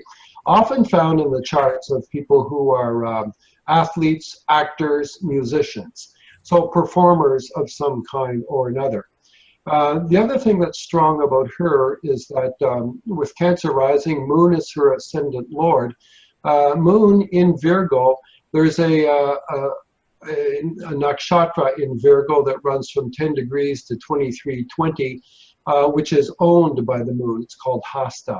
So actually the moon occupies its own nakshatra, and that gives sparkle to the personality. Furthermore, in the course of a life, when a person runs dashas and bhuktis, they all serve ultimately their nakshatra lord. And if you look down through this list here, you'll see that moon is in its own nakshatra, Jupiter is in a moon nakshatra, and Saturn is in a moon nakshatra. So out of the 9 planetary periods, 1/3 of the time, she will be running a period or sub-period that invokes her ascendant lord, which simply, puts her in the public eye, gives her attention, notice, and a certain degree of fame, because the first house is associated with fame or notoriety. She has Sun Mercury in the first house. Buddha Ditya Yoga gives a certain degree of intelligence, and that just adds to her charm to a certain degree. Now, the only concern I have for Megan and Harry, and I've written about this in my blog on navamsha.com. Take note of this. Saturn and Jupiter are in a planetary war. So an arc between them of less than 1 degree. It's called Graha Yuddha in Vedic astrology. They're crowding each other. And this represents harm for one of 2 people. The seventh, the person associated with the 7th house, Saturn's rulership, or the 9th, which is the father. Now we know that she has a difficult relationship with her father. It remains to be seen whether she's going to have a difficult relationship with Harry. The compatibility between the 2 of them is not great. And again, I've written about this at some length. And the timing of their marriage was not great either. So she's famous now, and she may always remain so, but I do have some concern about her marriage about 9 years out. We'll see. Okay, thank you. All right, and thanks for going out on a limb with a prediction like that. I love to go out on a limb. That's where I live. Yeah. So very good. Thank you so much. Mitch is next. All right. I took a different approach looking at the Duchess of Suffolk, Duchess of Sussex. My approach was to use astrocartography. This is an astrocartography map of Meghan Markle running over the United Kingdom, and we can see that she has Mars on the not Mars, Mercury on the midheaven, and Mercury on the midheaven is I agree is associated with performers, public performances. It's going to give her it's going to make her speech speaking, public speaking, that sort of thing. It's going to be an asset in that regards. When I looked at the wedding, I used what's called a cyclocartography map, and I'm going to try to switch to that. We'll see whether. Good. Yes, that shows that at the time of their marriage, because this is for May 19th, 2018, this is the actual date of the marriage, that shows a cyclocartography map, and a cyclocartography map combines both secondary progressions for the inner planets and transits for the outer planets. I have some concern about the marriage as well, associated with that Mars on the midheaven. But you can see that she has Venus on the ascendant right pretty well over top of London. A little to the west of London, but certainly both of those are going to be a very strong, pronounced effect on her in London itself. The Venus ascendant, of course, would be associated with the good fortune with her marriage to Prince Harry. As I say, I have some concern with the Mars on the midheaven. That could lead to some tendency to be argumentative, confrontational. It certainly could lead her to be competitive in terms of careers. So I don't know how well she's going to necessarily fit as in her role as a duchess. Time will tell. But that's what I see looking at these two astrocartography maps. Okay. Thank you very much for that. And who would have thought that Prince Harry might not make the perfect husband? We'll see. We'll certainly see. I do think it's interesting to see all the lines that she has going through London, at least in the general. Okay. This is Duchess of Sussex, Meghan Markle's sidereal natal chart with Placidus houses. One of the striking things in this chart, in my opinion, is three big conjunctions in the third house: Moon, Saturn, and Jupiter. So, so the Jupiter Moon, let me down here. Okay, so the Jupiter Moon, these are the rulers of the first and second. By the way, Moon rules first and second house in this case, and the Jupiter rules the 10th house. So that's the Gajukesari Yoga. Moon, Saturn, of course, Moon rules first and second, and Saturn rules 7th, 8th, and 9th. Now, here we are saying the first house and the 7th house conjunction of Moon and Jupiter. So this is like the, the partners. They are conjuncting in the third house, which is where you meet casually. It's, that's where your third house is, that's the place. You become social and you meet casually. And then you have the Jupiter Saturn. Now, in this particular case, Saturn is the ruler of the 10th house and it's a Yogakarka planet. The Jupiter is a Yogakarka planet. 7th, 8th, and 9th is ruled by Saturn. And besides 8th, 7th and 9th are very positive for the third house. So this is really the essence of her chart. So you can see that Mercury, Moon, Parivartan Yoga, mutual reception by sign. Sun, Moon, Parivartan Yoga, mutual reception by house cusp rulers. Mercury and Jupiter are Yogakarka for this chart. Now, in addition, Scorpio Venus in the first house. So, that Venus is in the first house in our Navamsa chart. That makes her very independent, brilliant, and romantic. Most of the planets are well placed. I'm not, because of the time, I really want to elaborate more, but because of the time, I'm not going to talk about her Navamsa chart. Now, my interpretations, this is just a general, based on the intelligent, loving, caring, emotional, detail-oriented, materialist, because Earth sign Virgo, that's where these three planets are, accumulation of wealth. Moody, various interests and hobbies, courageous, achiever, patient, ambitious, creative, communication, third house again, amiable, well-respected, confident, and strong. Now the Leo Venus is in the third house, which is the ruler of the 5th and 12th, with Moon in the third. That gives her the acting, romance. In romance, it's likely to take a lead because that Venus is in Leo. Modeling, acting, art, dance, music, travel, nature, long journeys. And rulers, and in her chart, again, the Placidus-based chart, 12th house ruler is Venus sitting in the third house. That means migration is a good possibility, starting a new life in a faraway place. Now, auspicious Mercury, which is the ruler of the 4th house, social, street smart, young looking, keen presence of mind, happy and healthy.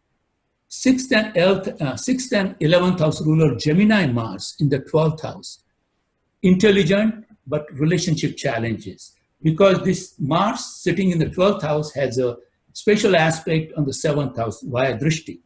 That's in the Vedic astrology. Drishti is very important for malefics. Okay, now as far as her ascent to the royal family, her Jupiter Mahadasha major cycle began in July 2015. Prior to that, her major cycle was Rahu. because Mars occupies constellation ruled by Rahu, Mars was then the operating planet, because I'm looking at the planets in the constellation of the Dasha rulers, and they become more important than the Dasha rulers. So in her case, July 1997 through July 2050, Mars was an important planet from the Gochar or the Dasha standpoint. So due to the 12th house Mars, its history on the 7th house, she had a relationship challenges during that time. Her last marriage lasted between 2011 to 13. Now, since July 2015, as Jupiter major cycle began, Uranus being the constellation ruled by Jupiter, the 5th house resident Uranus, sudden and speedy romance at the first sight as the planet Uranus. By the way, Uranus is also the planet of the United States. Is responsible for natural attraction towards a person of different cultural background. That becomes an operating planet. And because it's well placed in the first house of a Nomos chart, a relationship that casually began in 2016, June 2016, quickly culminated in marriage in May 2018, overcoming all the traditional norms and perceived obstacles. That's all I have. Okay, thank you very much, Jagdish. If you, again, I want to just say before we go to our next speaker, which is Scott, and Scott, if you want to get your camera and your microphone up and running, I want to say as a Western astrologer, I'm listening to the Vedic interpretations of these famous people, and I think I want to put this as nicely as I can, that you guys are buying into the mask. And I think Western astrologers are a lot more psychological at getting underneath the hood and getting into the dynamics and the mechanisms of the particular personalities. That's one of my first reactions listening to the Vedic astrologers. You're better getting to the right answer on the questions, but I think that you're describing more the social mask rather than the real person underneath it. That's my impression. Scott?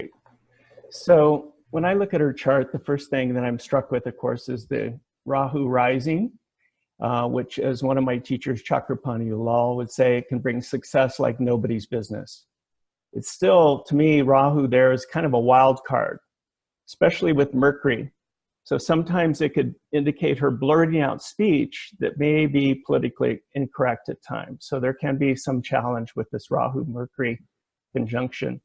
It is in Pusha, which means to nourish, the nakshatra nourish. So it's connected with the udder of a cow, like wanting to provide milk for the community. So there is a strong humanitarian aspect to her chart.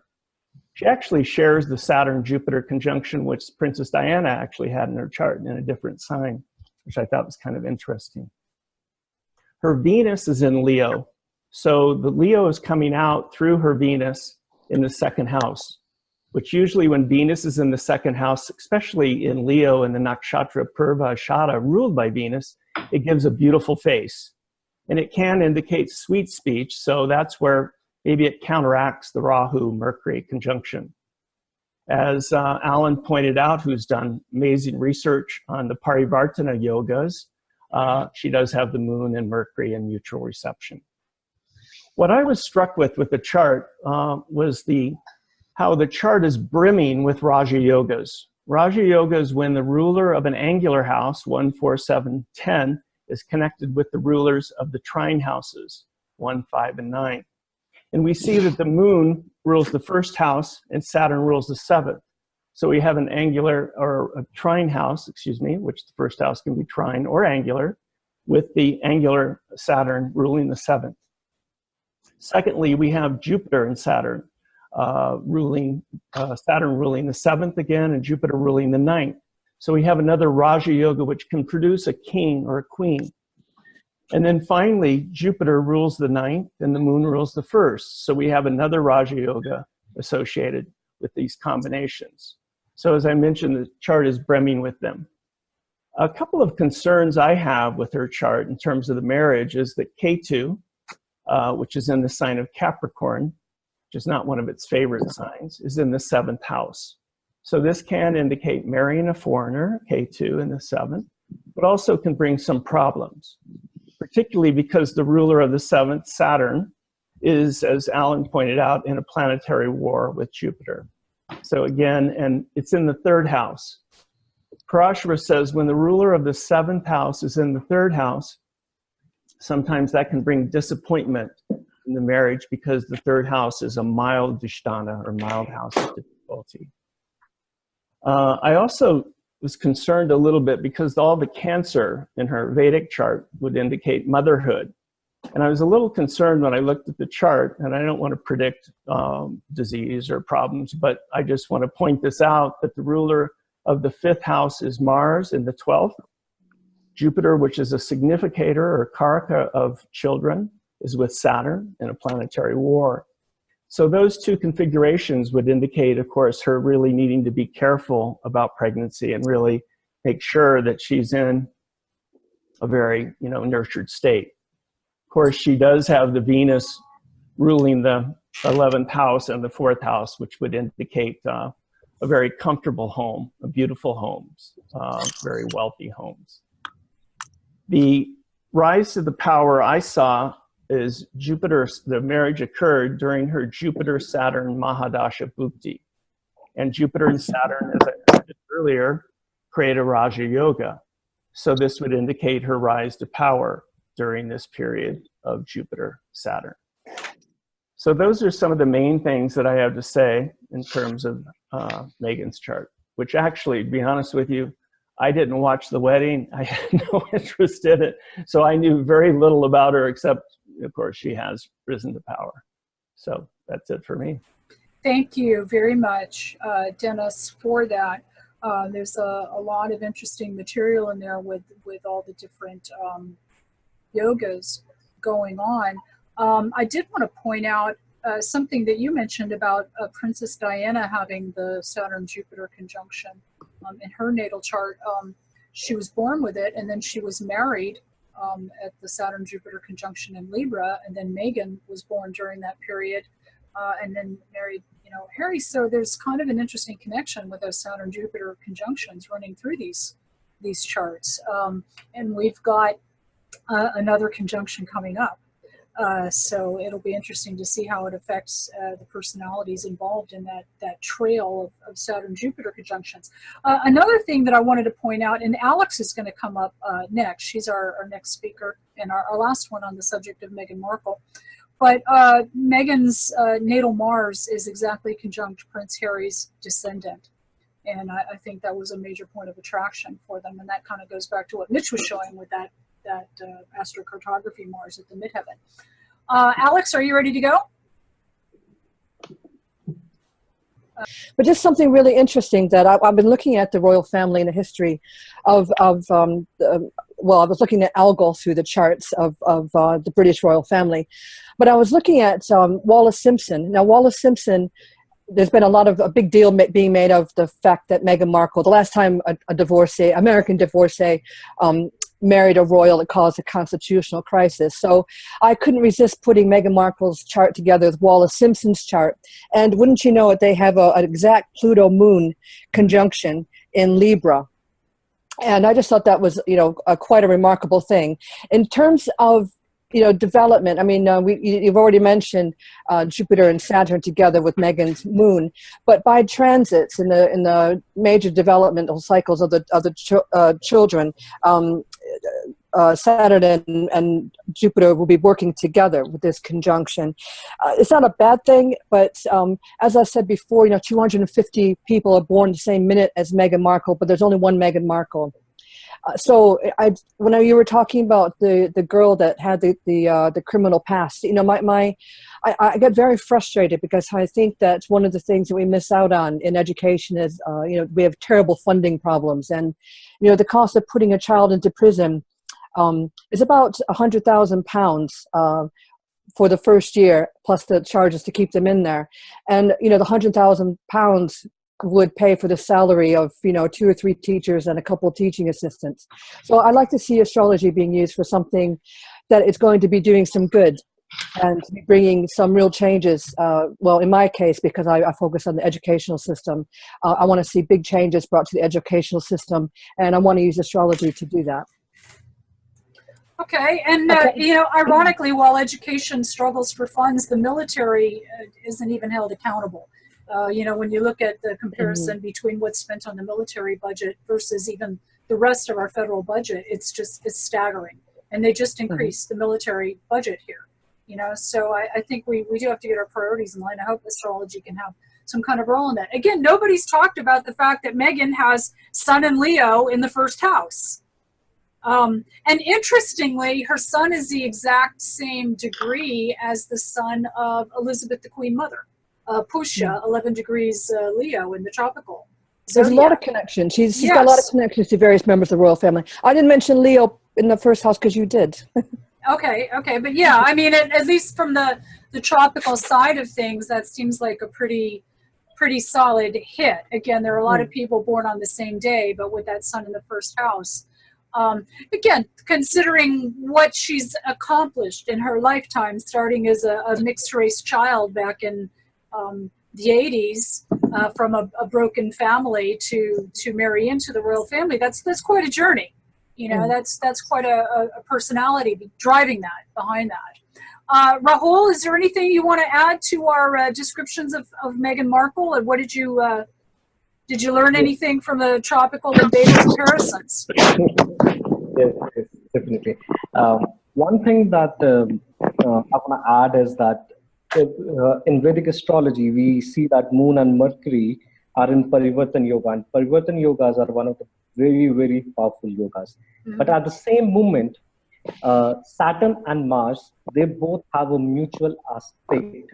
You know, in Vedic, Saturn is aspecting Mars and Mars is aspecting Saturn, and they both are in the Mercury, you know, sign. So Mercury becomes very, very powerful in her case. And the other part that I would like to bring in is that what Dennis talked about, that's the pregnancy part. When Jupiter Scorpio, and that will be in Meghan's 5th house. There's a saying in Vedic system, Karko Bhavam Nashe. That means the Karka, the Jupiter being the Karkatwa of the 5th house, may damage the 5th house. So the pregnancy, she has to be very careful about it. When Jupiter is in the Scorpio in sidereal system. Well,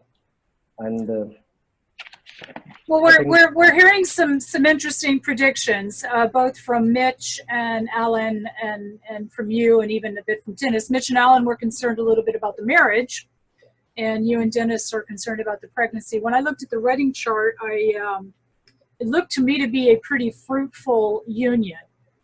If you catch my drift, I would expect children fairly soon myself. But you know, let's see. And at least, you know, in her position, she's going to have the absolute best medical care that money can buy, which could go a long way to ameliorate any potential complications. I mean, you know, look at Queen Elizabeth. She's still going strong, and she's, what, 90 now? But again, she's attended by the best physicians in the land, you know, every minute of the day. So that's the best part about the Raj Yogas, the royalties. Okay. Well, good. We've got another burning question on the agenda. And this, again, was one where I had to dig into my own files to come up with something that people couldn't possibly cheat on. And we did get, again, some very interesting answers online, and a number of people that definitely nailed it. Our question here is, we've got two charts. One is for a successful sports journalist, a writer, reporter, and editor for ESPN. The other is for a successful artist / painter / designer with high profile work in entertainment and Disney. So which chart is which? We're going to start with Jagdish, and then Scott is going to follow. So Jagdish, are you ready to answer the astrological question? I will try. Well, you did a darn good job the first time. All right, let's see. Okay, the first chart, Pittsburgh, Kansas. In this chart, hold on a second.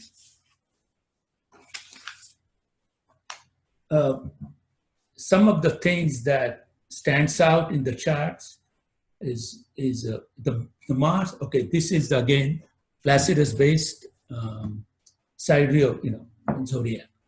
The first house ruler Mars, Scorpio ascendant, first house ruler Mars, in the third house with the Venus.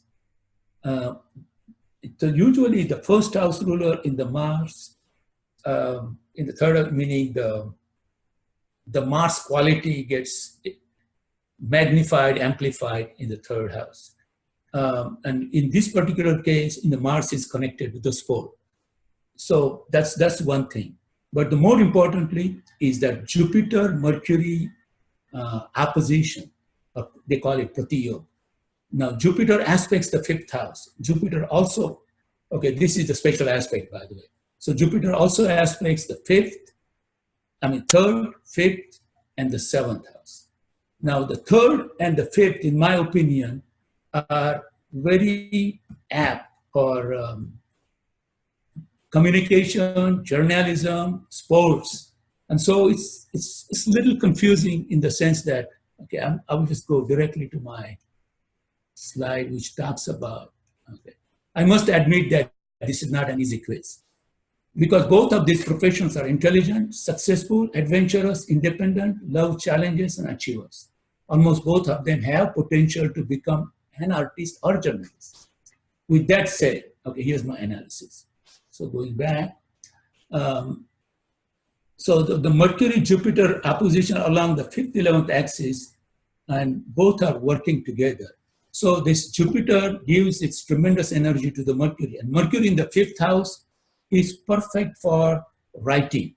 It's a writing skill. Just as in the 3rd house, Mercury 5th house is good for education, writing skills, and so on. Now the 10th house ruler, in this particular case, the sun and moon are the Yogakarka for these planets. The way the Yogakarkas are, the ruler of the, this is called the auspicious band, 1st, 4th, 5th, 9th, and 10th.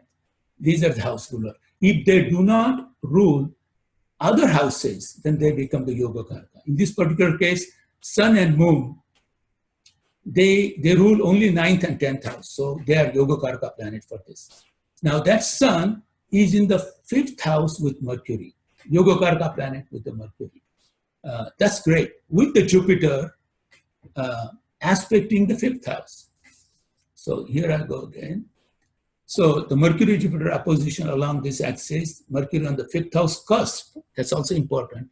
And both being Vargottam. So if you look at the Navamsha chart, so Mercury and Jupiter are in the same zodiac sign as they are in the natal chart.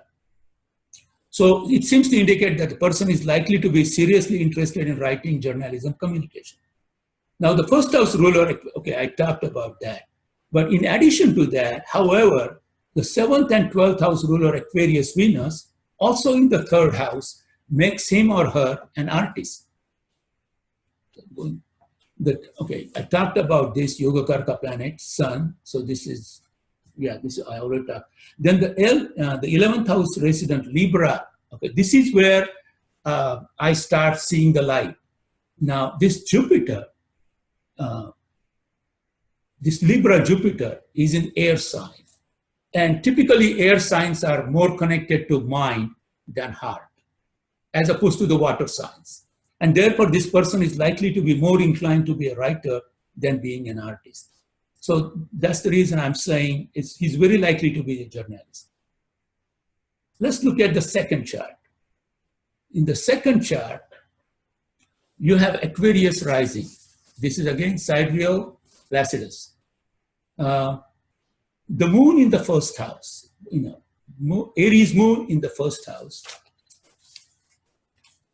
And the Capricorn Venus in the 11th house. And both are, again, Vargottam, meaning they fall in the same zodiac sign in the Navamsha chart.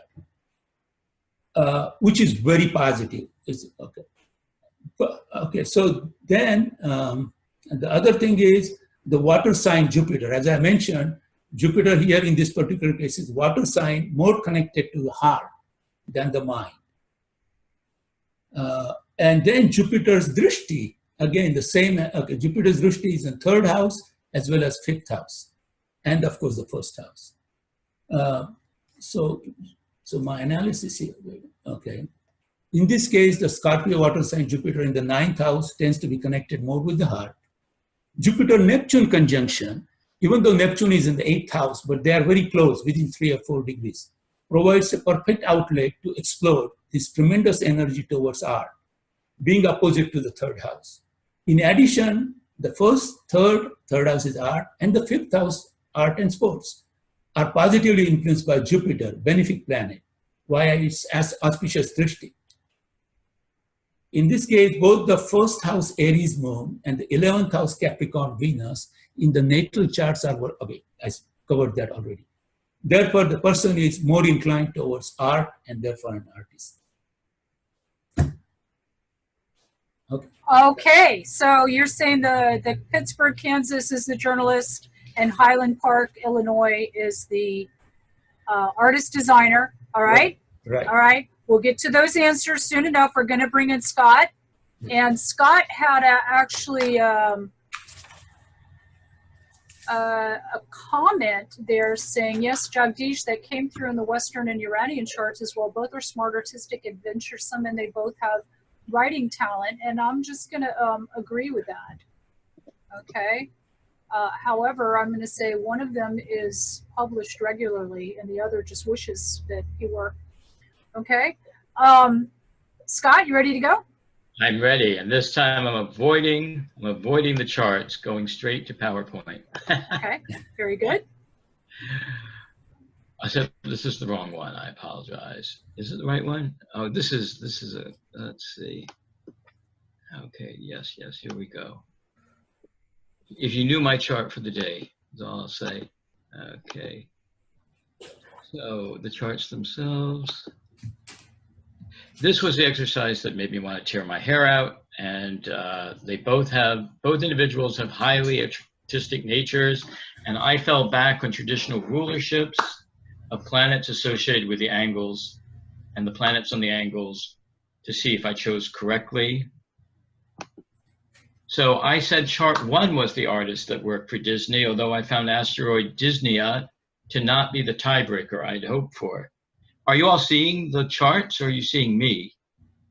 We're seeing your PowerPoint and your video. Right. Yeah. All right.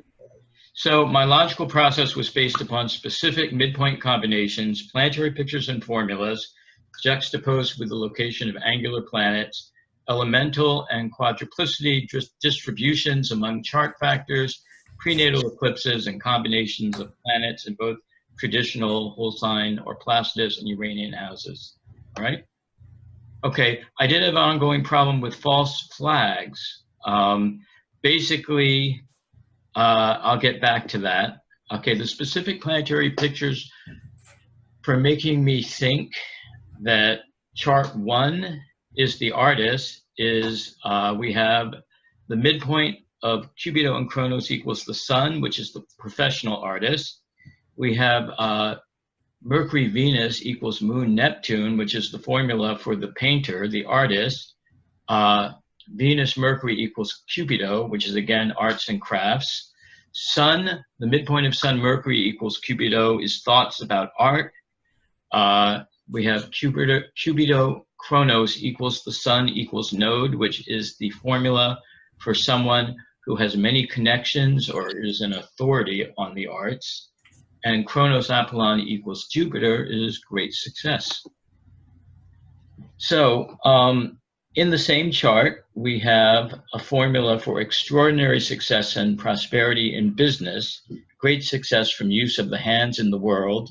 Mercury rules manual dexterity and eye-hand coordination, something maestro artists need. The formula is Vulcanus, Apollon, minus Kronos equals Mercury equals Aries. And one of the descriptions of the artist was how high profile and successful and well recognized they were in the world. The prenatal solar eclipse for this chart in the West was in the 5th house. We have Venus exalted in Pisces, widely conjunct the IC-MC axis, which would be absolutely appropriate for a successful artist. The asteroid Dysnia is conjunct the prenatal lunar eclipse around the 10th, 11th house cusp. And there's a fixed fire signature in the chart, Leo, which reiterates the theme of Sun in the 5th.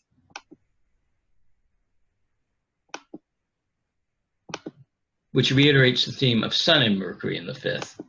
All right, now number 2, as a writer, we have the planetary pictures having to do with journalism. Sun Mercury equals Chronos equals Pluto, which would be journalism. Sun Mercury equals Chronos, which would be mental accomplishments.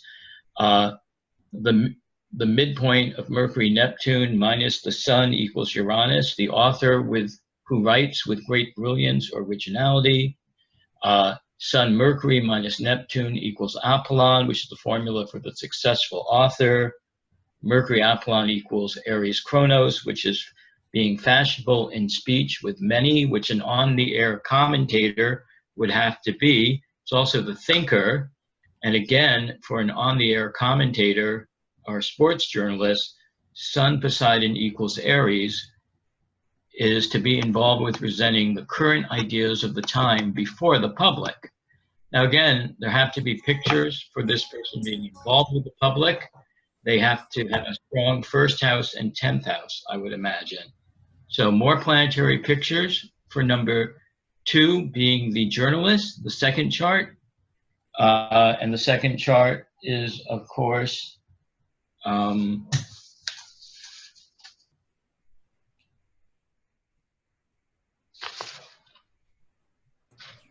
the one born in Highland Park. Highland Park, Illinois, yeah. Yep. So Moon Chronos equals the Aries point. This person would be expert in dealing with the public. Apollon Volcanus equals Venus, which would make him attractive to many.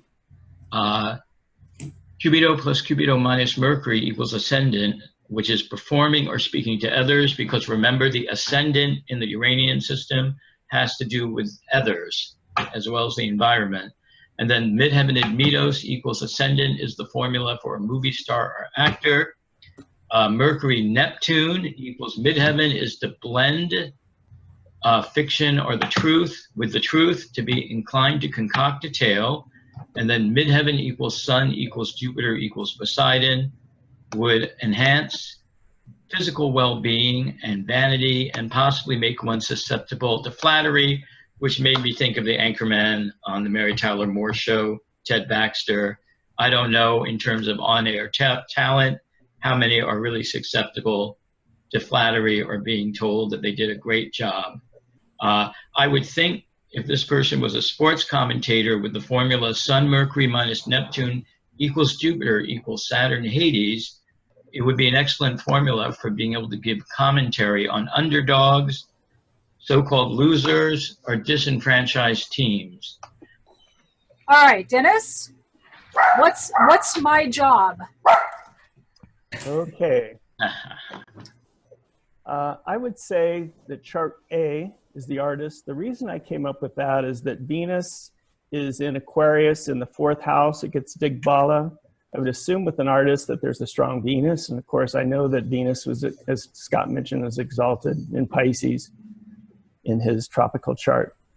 Also, the other planet that could be associated with an artist is the moon in Taurus, exalted in the nakshatra of Rohini, which is its own nakshatra.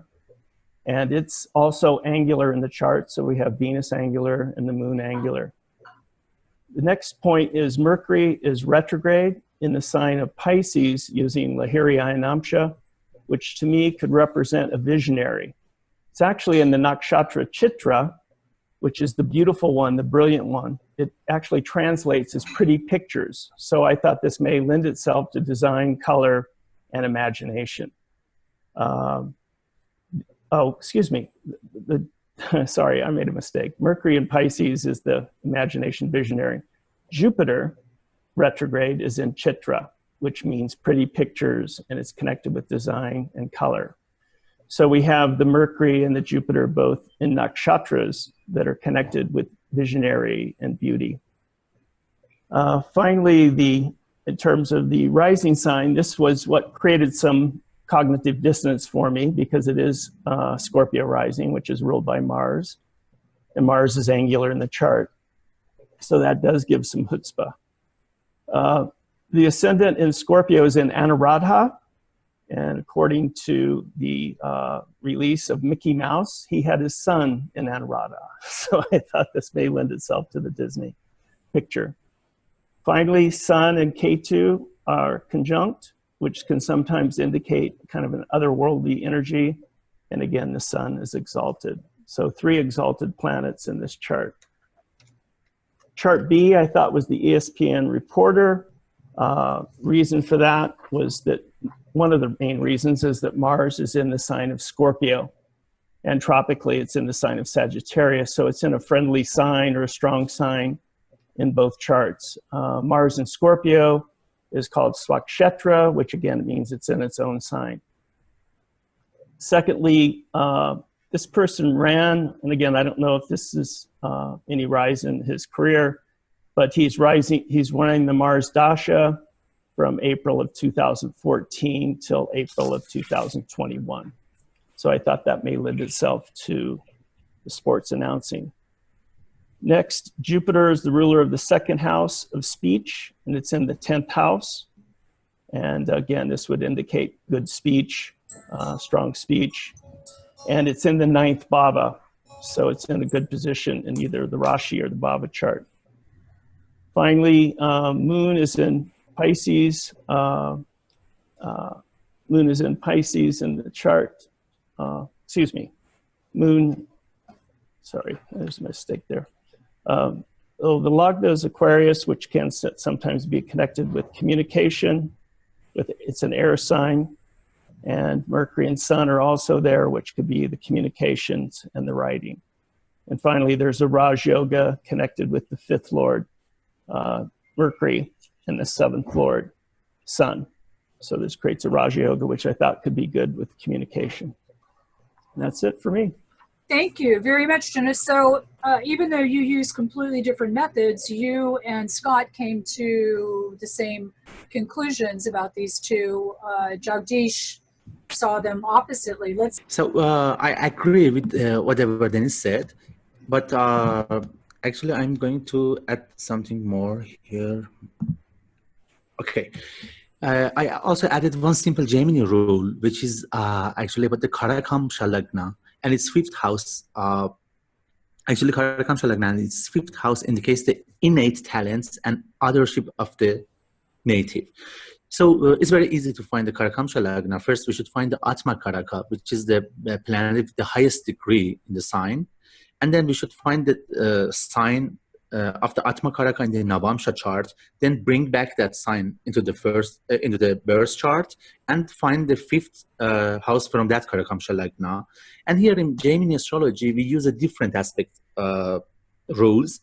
Every planet from movable signs aspect to fixed signs aspect the adjacent one, and also the fixed signs aspect to movable signs, and the dual signs also aspect to each other. This is a diagram actually used in Gemini. So now I'm going to see the charts. Well, here's the chart, the first chart. As you can see, as Dennis also mentioned, we have Venus and Moon in the Kendra houses, which are more powerful, and Mars is in the 4th house, which is not in a good place. But Venus also gets the Dikbala, Moon is in Rohim Nakshatra. Dennis explained more. So here we have Mercury as the Atma Karaka. So I find Mercury in Navamsha chart, which is in Pisces. I note Pisces in the and it's also Vargotama, as Jagdish also mentioned. So I mark the Pisces as the Karakamsha Lagna and count 5. 1, 2, 3, 4, and 5. So the Cancer is the sign we can see. As you can see, it's the movable sign. So Moon, Mars, and Venus also actually aspecting this sign. So this is the chart for the artist, I think. In the other chart, Moon is the Atma Karaka, and Moon is in Pisces. So 1, 2, 3, 4, and 5, it falls in Cancer.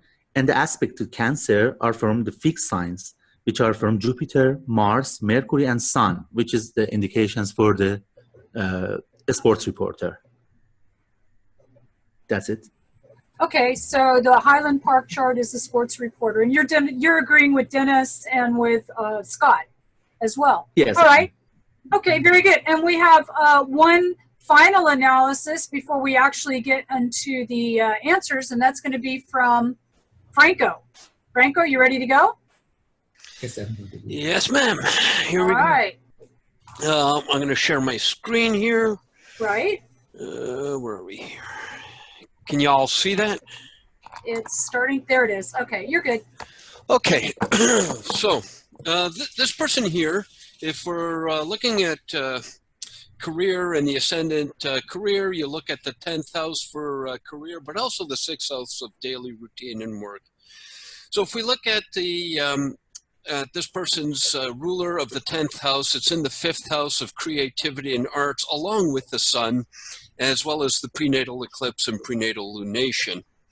The 6th house of daily routine is ruled by Venus, which is in the 3rd house, and applying what Alfie Lavoie calls his banana technique, you look at the 3rd and the 5th house. So Mars in the 3rd house, and then the 3rd house ruler, which is Saturn in the 3rd house, and Jupiter, which brings us back to Jupiter in the sign of Libra, which is ruled by Venus, back here in exaltation in Pisces.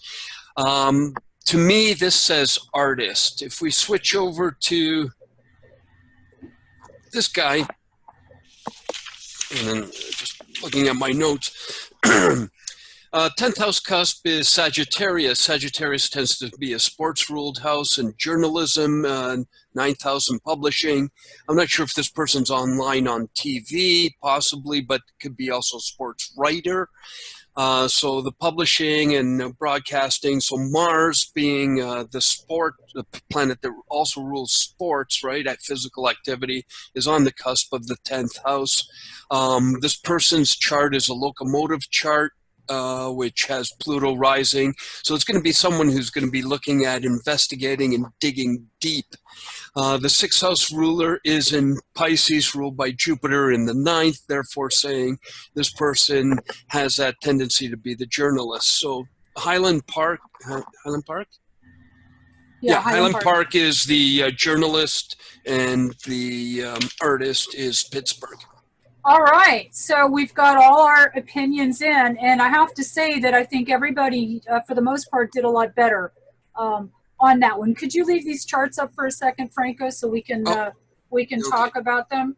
Okay, so this is the Highland Park chart, and this is the sports journalist. He's been with ESPN for a long time. He's worked for some other major networks, and both as a writer, on-air reporter, an editor of ESPN, the magazine, just, you know, all around. And I think there are a number of different reasons why people came to the right conclusions on this chart, but I think from a tropical Western perspective, the Jupiter ruling the 10th house in the 9th house and the Mars conjunct the midheaven, you know, right there, it kind of points you more in the direction of sports. I got some really good analysis on this online, again from Richard Alwyn Fiedler and also from Keith, and I want to share at least some of that with you. That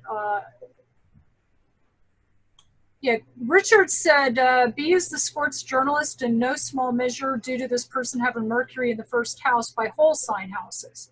It's in the 12th house in Placidus, but it's in the 1st. And the sidereal Aquarius ascendant.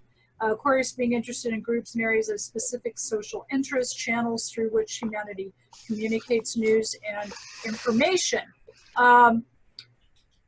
And so he went into quite a lot of analysis on this, including a Parvata Yoga in Jyotish, the ascendant lord in an angular house while also being in its own sidereal sign, and that made the person wealthy, charitable, eloquent, learned in classical subjects, fond of mirth, etc., etc. And I have to say, I think this person has been quite fortunate through his life. You know, he came from quite a comfortable background, and there's a wonderful story that he tells about how when he graduated from college, he was moving to New York, and his dad gave him a manual on introduction to bartending, and he said as he gave it to him, "I hope you never have to use this."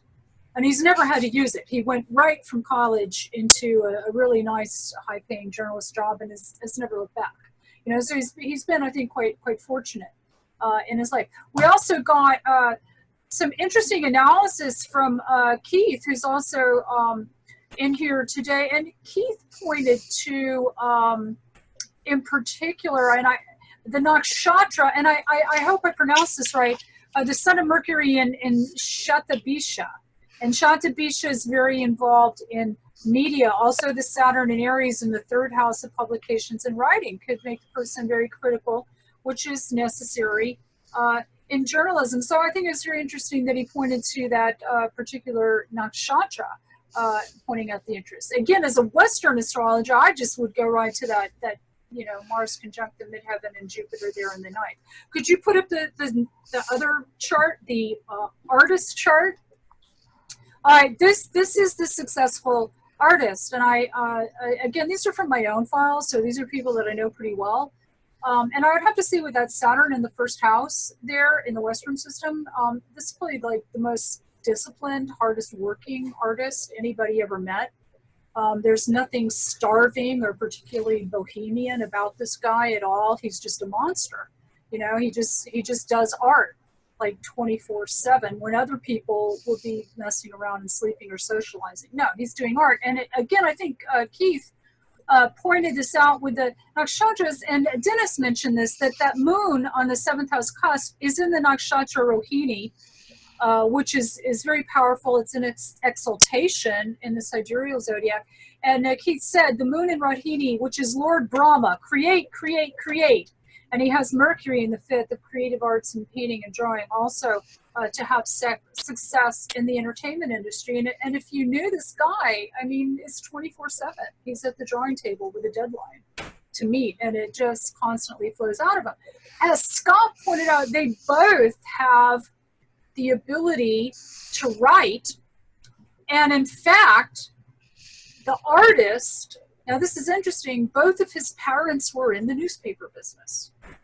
And he actually came out of that background. And he can write and he can edit, but he's never been published.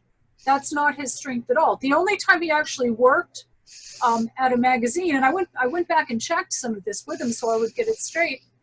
He was actually the art director of a magazine for a while. Not the writing, the part, but he was the art director and was doing the layout and had a lot of his own creative work in it. And that was just for a short time. And then he like propelled himself into success as a designer in the entertainment business. Now, Scott saying, thank goodness I don't have to move to India just yet. Did he have anything to do with animation? Not so much animation as more as show design and attraction design, a lot of art direction, more on the, what do we call it? You know, designing it rather than actually building it, but he got involved in some of the building as well. And I think in later years, he's been really busy in Las Vegas with entertainment design in Las Vegas, working a lot of the hotels and casinos there. So his work is all over the world. But we certainly had a lot of people get that right, including Prashant in Mumbai, who's been with us, and he, you know, just sent some very brief comments where, and I thought this was really interesting. He said the moon, and this is about the sports writer, moon in the ascendant in Aries and a tight trine to Mars from Sagittarius, both fiery signs, Mars significator of sports, conjunct the midheaven. This is the chart of a sports journalist. Now notice Prashant, even though he's in India, he's actually using the tropical zodiac and Western houses, but he did point out the moon in Aries trine that Mars, and that is one of the classic indicators of someone with a fiery interest in sports, is that moon trine Mars here in fire signs. Prashant also made an interesting observation on the other one. For the artist, Venus exalted in Pisces, square the ascendant, Sun in Taurus in the 5th, opposite Neptune, conjunct the nodes. Chart A is the chart of an artist designer, and Theo picked those as well, that was the designer and the other was a journalist. Alan actually put his comments here. He said once all the Vedic comments were in, chart 1 is a Disney artist, which was correct, with the moon Venus occupying the angles along with the ascendant Lord Mars. Moon Venus is a typical artistic combination. Further strong, and the ESPN journalist is chart 2. Mars is in its own sign in the 10th. All right, so let's recap, because again, I think we've really seen a lot of stuff. I want to bring more of our speakers in here, so I'm going to give you go ahead to turn on your videos. We've seen a lot of really interesting comparisons in what the various systems can tell us, and I'd like to kind of talk about some of that. See if you can get your videos on, guys. I'm trying to click some of them on. For one thing, I think everybody did a lot better at picking the profession, picking the job, than necessarily on picking who was a convicted criminal, although the ones who got it right really got it right. But I think overall we had a better showing in picking the profession. And I wonder if you guys have any feedback on that. What do you think that's telling us? May I go? Yeah, go ahead. Yeah. I'm opening it up for discussion, so chime in. Okay. Now, again, with someone's choice in life, if you look at Carl Sagan and Charles Manson, they have very similar charts. And it's, you know, one of the people was sold for a case of beer at 2 months old, and the other person went to college and graduated. So again, it's the upbringing and what was around in that area and how you use the chart. Most of the time when I'm looking at someone's chart, I'm working with them to try and get them through the next phase of life. So I'm looking at transits, progressions, solar arcs, rather than, you know, saying, hey, you're going to go down the slippery slope, but that potential is there. It depends on the person, though. So that's one point. Okay, but in terms of comparing what the Vedic is showing us versus what the Western is showing us, did anybody notice anything in particular? Yes. Yes. Okay, yeah. Okay, I mean, it's interesting. So Westerners, we seem to be more comfortable with work and profession questions than sort of crime questions, you know, and maybe we don't. I know some astrologers that specialize in serial killers and the dark side, but it's interesting. Once I saw all that Venus in the woman armed robbers chart, I really couldn't imagine she was the criminal. So I guess I'd say, are Westerners more comfortable with questions about work than violence?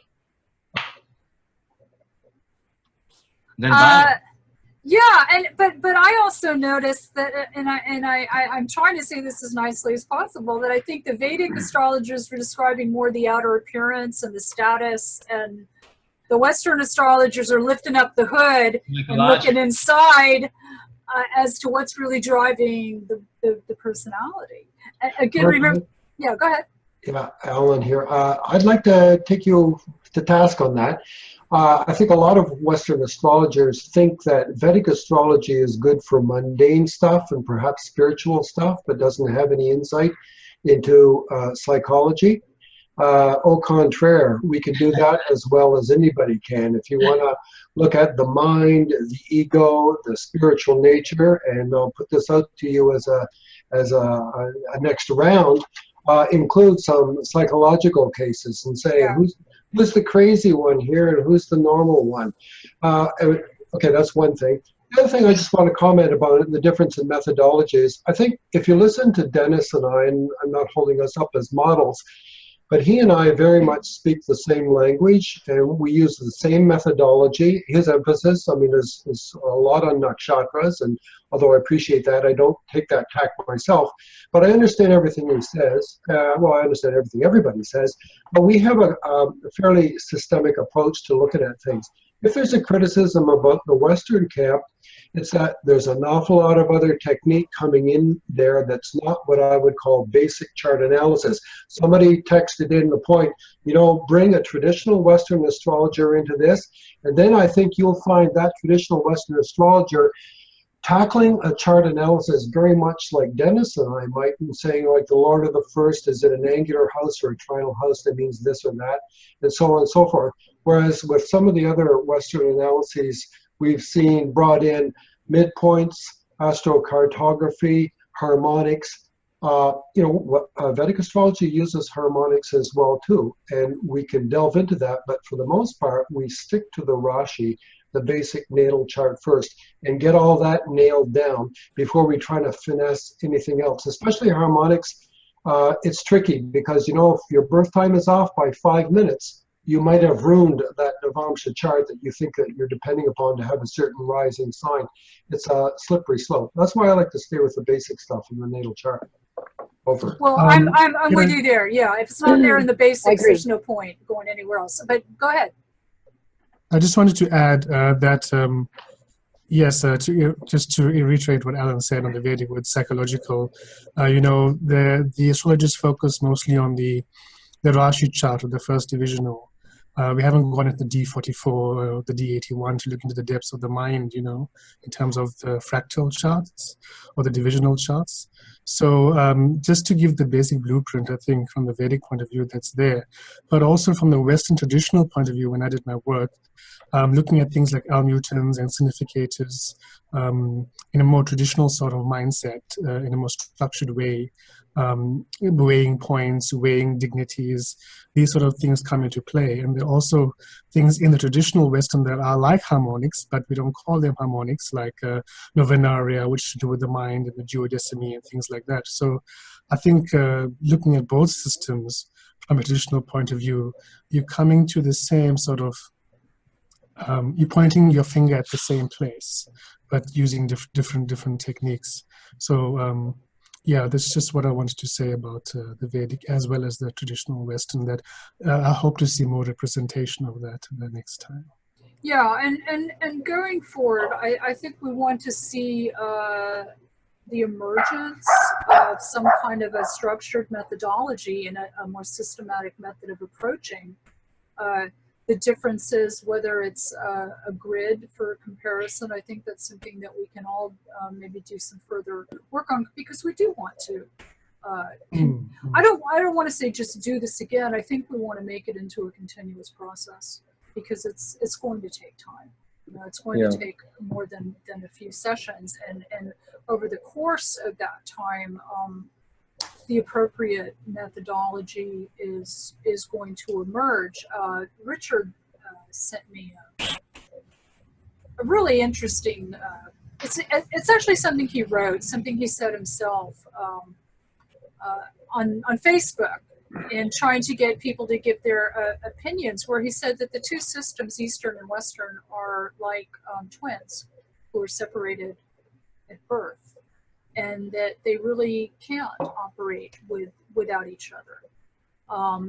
And I think that's really important. And you know, Theo's made that point as well, that you don't want to look at it as an either or proposition. And going back to that seminal conversation I had that afternoon with Rupert Sheldrake, to outsiders, it does seem like, you know, a problem that we have to solve, that we have to pick. Yeah, I mean, you know, you shared at the beginning that example case of the one woman that did comment, and I think she did have the right idea. I think that was very nice to see, but perhaps in her training, the methodology and the systematic approach perhaps wasn't part of her training for answering particular specific questions of this nature. So she did her usual sort of, running around the chart, and then kind of stepping back into an intuitive side and maybe kind of trying to make a decision call with that.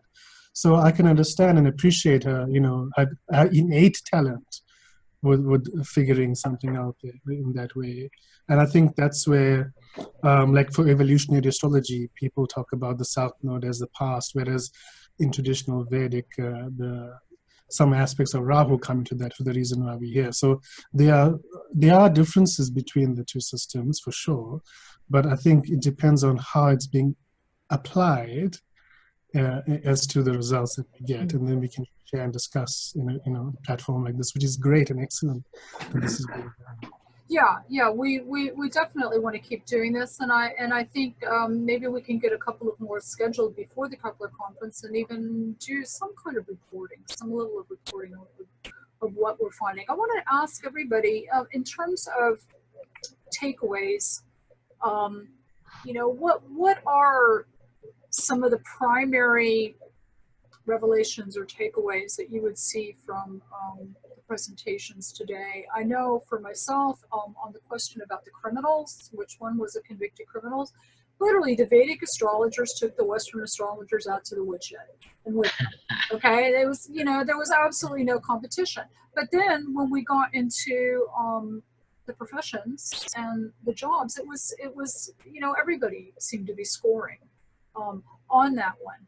And particularly when you see something like the sports journalist with the Mars at the midheaven, that Mars is going to come out strong in the chart, at the top of the chart, regardless of which system you're using, and that helps you narrow it down a lot. So those are some of my takeaways, but anybody else, what do you see as maybe, things that could guide us in the future towards more effective and efficient analysis on this? One thing. One at a time. Please. Okay, who's going first? You are, Jagdish. I think it's the third and fifth, especially the last quiz. It's really the competition between third and fifth house. And fifth house, when I looked at the Mercury in the fifth house, and it's Mercury happens to be right on the cusp of the fifth house. And Mercury usually, maybe I'm wrong, doesn't deal with sports. Okay. But it does deal with writing. And and the Jupiter. Both of his parents were in the newspaper business. Yeah, perhaps. But maybe that's the reason the sun is conjunct, like in the fifth house.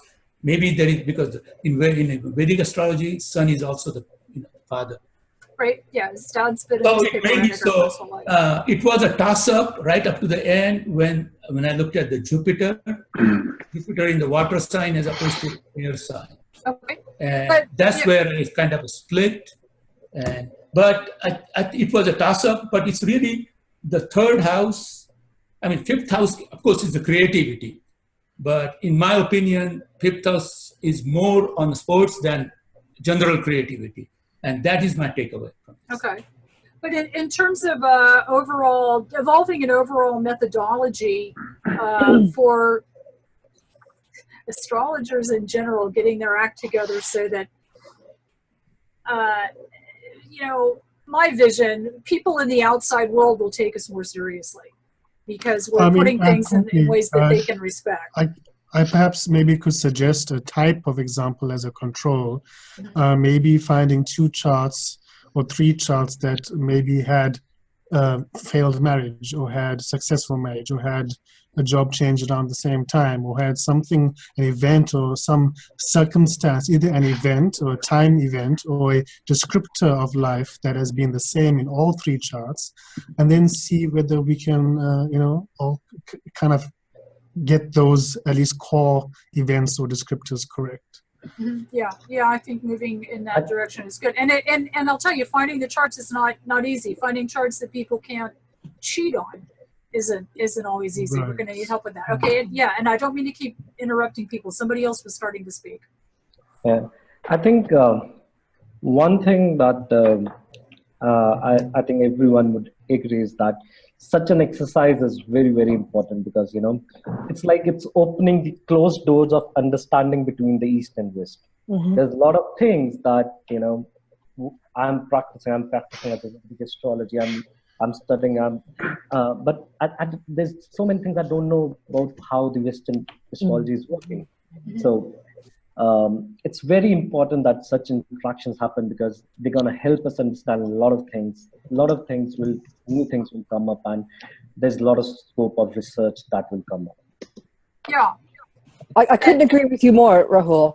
And one thing I really hope that doesn't come out of this, is I've had, enough of East versus West, as opposed to East working with West. I've had enough of it. We need to stick together, and competition is okay, but we're all friends here of the sky. So we need to stick together and learn from each other, and not make it look like we've had this major competition and that feathers are flying all over the place.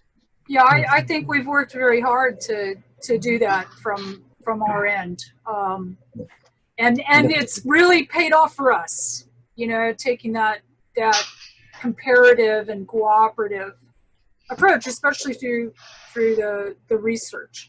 As I said, I really want to look at scheduling more of these. I was really pleased by the type of response that I got, and the quality of the astrologers that were responding. I was so impressed with how serious the people were in the feedback that they gave us online, and how sincere they were in supporting the initiative and wanting to further it. So I think you will be hearing from us about setting up some more of these. And I think today we erred on the side of excess. We probably could have done with a little less analysis, and maybe gone more deeply into the material. So that's certainly something to focus on going forward. But I'm really curious. I have my own takeaways, my own analyses. But I'm really curious to learn, did anybody else feel like they really learned anything new from the comparisons today, or they gained any kind of deeper insight into, what Vedic astrology is bringing to it versus or compared to what the tropical astrologers are bringing into it? I think I need to see more. I just need to see things being practiced and seeing how things are being applied. Okay. Yeah, A bit too early I agree. And we need to have some sort of a decision matrix for how we sort it out. Again, I was not initially enthusiastic about the idea of putting people on the spot and asking them to give a judgment on a chart, but I was overruled on that by the men on the board. And I'm glad that I listened to them. But again, I was surprised that, the women were just not playing ball. The men stepped right up to the plate and were ready to swing, hit or miss. The women really weren't playing ball. And that's really interesting. Can I add something? Well, as I said, I'm not comfortable with making judgments on a chart, where someone's going to be a criminal or not be a criminal. And I don't know, maybe it's because of my profession. They've already been convicted twice, so it's not like you're making a judgment, But you're looking at a natal chart. Mm-hmm. Yeah. So going forward, I actually think we do need to do these kind of blind tests. And as long as people are comfortable, we're not trying to embarrass anybody. We're not trying to make anybody look bad, but we do want to see the line of reasoning.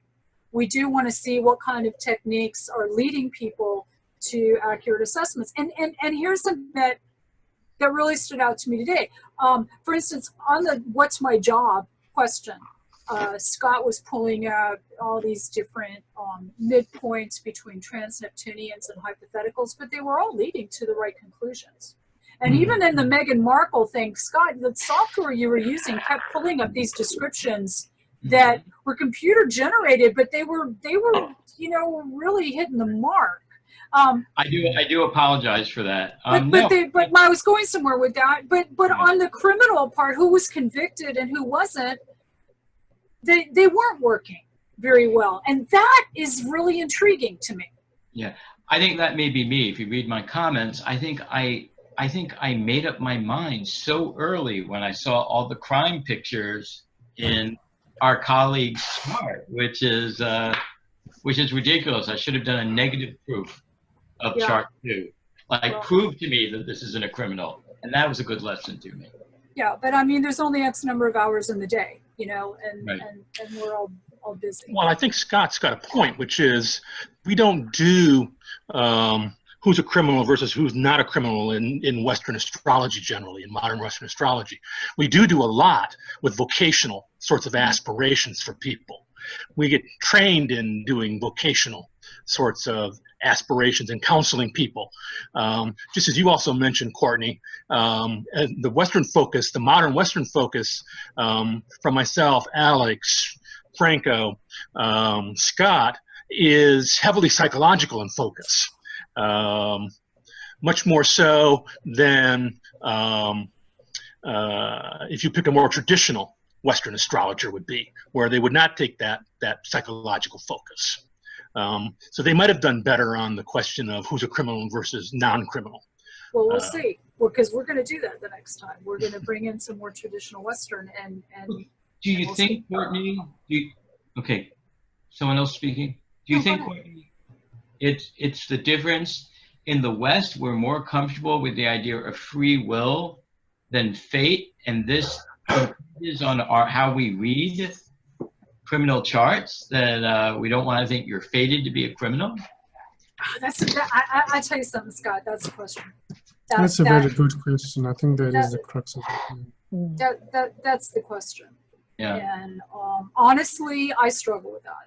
You know, I don't want to believe that someone, you know, has to be thus and such, even though, if I'm completely honest, you know, I've seen too often that the opposite might be true. And I think, again, as astrologers, you know, maybe we want to be thinking about how do we present that to the public in a way that's genuinely constructive and helpful and useful and will be taken as such. Yes, Alan? On this subject of, you know, fate, in Vedic astrology, sorry, can you hear me? Am I okay? Yes.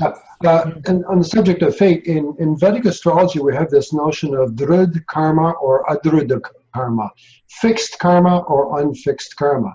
And when you know what to look for, sometimes you see that that deck is incredibly stacked for happy marriage or no marriage, for money or poverty, for sickness or for health. We all know people who are vegans, who never smoke, who never drink, and are yet terribly healthy. And we all know 90-year-olds who've been drinking scotch and smoking cigars to today, and they're fine and have never seen a doctor.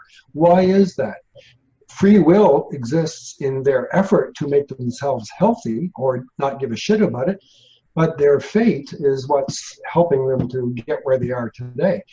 Anyway, in the chart, you know, sometimes you'll see these cases where there's not a moment, there's not a bit of doubt in your mind that this person could never be married because it's just so absolutely awful every which way. But yet in the Tony Robbins School of Life, Tony would say, you know, you just don't want it bad enough. You're just not trying hard enough. Go out there, you know, get on Grindr or Tinder or whatever, and you'll find somebody. They're there for you. And, you know, this millionaire school and all the rest of that, all these people that attend these want to be millionaires, but their fate is not to be millionaires. Anyway, I don't want to rant about this too much, but other times you have charts where it is marginal. It's a delicately balanced seesaw.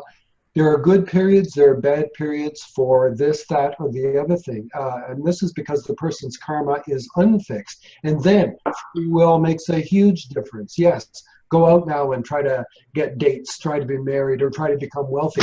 The wind is in your sails, and maybe it can happen. That's something I think as a Western astrologer, and I hasten to add here, that I was trained classically as a Western astrologer, Faculty of Astrological Studies in England. I practiced as a Western astrologer for 15 years, used all these techniques that you fellows have used today, but I never heard any of this notion of fate versus free will in any of that. And it was only when I studied Jyotish, Vedic astrology, that I came to appreciate the subtleties of charts. Some of them are fixed in their outcomes and others or not. And we could debate that until. Yeah. So I think that's a really good point. Really good point. Yeah. Just to clarify, on the traditional Western astrology side, there is a psychological profile called temperament and a manner of soul with a capital M and a capital S that is included in the skill set in traditional Western astrology, coming from the Hermetic side. So there is psychological profiling happening in the Western traditional astrology. I'm a Vedic astrologer as well, so I'm doing both because I'm kind of on the fence. I'm not on the fence. I like doing both. I like crossing between the two systems because they do both work together. And also from a traditional, faculty in the UK doesn't teach traditional astrology. So they teach is more sort of psychological evolutionary approach, which is fine. So I'm not surprised, Alan, that you don't find the fate free will conversation happening there too much.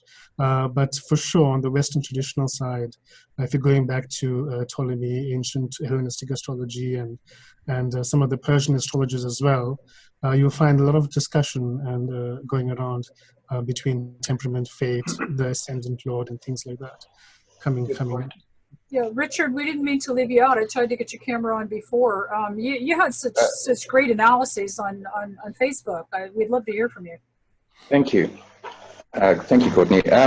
One thing that's been coming up for me here relates to Alan's comment earlier about the fact that Vedic astrology is as capable of describing a chart psychologically as Western astrology is. You know, in 2011, when I first went to India to try and get to Vedic astrology from the horse's mouth after studying it on my own for several years, I was actually quite disappointed by the pretty deterministic language and the sort of fatalistic way it was presented in the readings I witnessed in India. But I realized, without consciously trying to do so, I had formulated a more psychological language using Vedic placements and techniques. And so I also agree with what Alan said about Vedic astrology often helping you see when things are stacked so heavily in a particular direction that you can make a call on what the likely outcome is, and Vedic astrology proves itself to be very capable of doing that accurately. But it doesn't mean that a deterministic approach or a fatalistic outlook is essential to Vedic astrology. And I think that is something that Vedic astrology in India could fruitfully incorporate. Yes. Is bringing a more psychological language and paradigm to the very same language. Yeah, well, I think that's... Well, and frankly, the other side of that coin is just as true, as Alan pointed out, that, one of the mainstream metaphysical philosophies is that you can visualize your way to anything, and that's nonsense.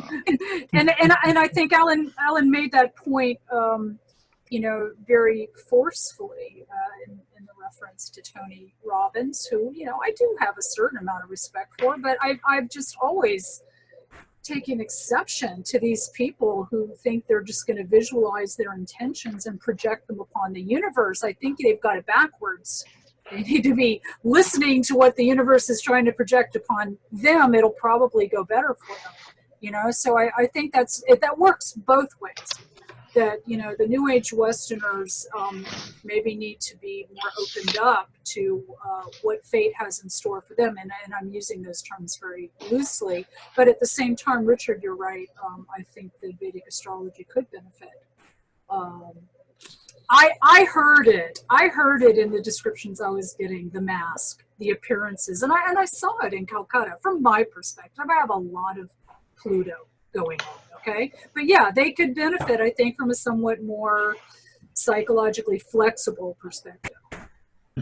I think, we're working towards that. I work quite a lot with the Krishnamurti Institute of Astrology, and yes, we are trying to get some balance in that. That's great. That's great. Mm-hmm. Well, good. Because You guys. one of the Yeah, go ahead. conversations I had, one of the conversations I had was how would a Vedic astrologer talk about, some of the harder drida karma stuff going on without the conceptualization of karma? Because that is inherent and ingrained in the system of how it's being interpreted and how it's being presented in the D60 and the past life and all those things. But outside of that, what else is the D60 saying? What other language can be used to describe those things? So I think that also comes into it, which is quite nice. Yeah, that would be an extremely productive, dialogue going both ways. And you guys realize at this point you've been in here almost 4 hours, and like we're really only just getting started. You're champs, you're heroes. It's been a marathon, and we're definitely going to schedule more of these. And I'm really open to your suggestions, and I hope we can at least do a couple more before the Kepler conference, so that in our qualitative section, and we're going to have a lot more qualitative research at this conference, maybe we can start talking about some of what we're learning in these dialogues, both about what really works, what's really the most effective and efficient way to get to the right answer. That's important to me. But again, the interplay back and forth of what Vedic can learn from Western and what Western can learn from Vedic, when we take it with a really open mind and open heart, and try to absorb the best from them both. As Richard said, they're like twins separated at birth. They shouldn't be used without the other. And that's very powerful. Courtney, is it possible to include, because here we're preaching to the choir basically, but would it be possible to include the Glenn Perrys of the Vedic astrology world as well? Come on, I've had such peace since I blocked him. I mean, do you really? On a serious note, because I'm trying to convince the Western astrologers that Vedic is not just, fatalistic. And on the other hand, I'm also trying to convince the Vedic astrologers that Western astrology is not just psychological.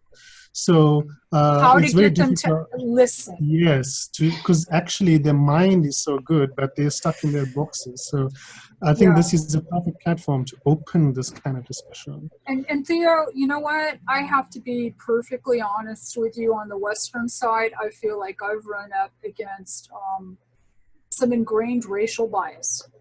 And I've run up, and I'm not going to name names or point fingers, but don't catch me in the wrong mood. I might.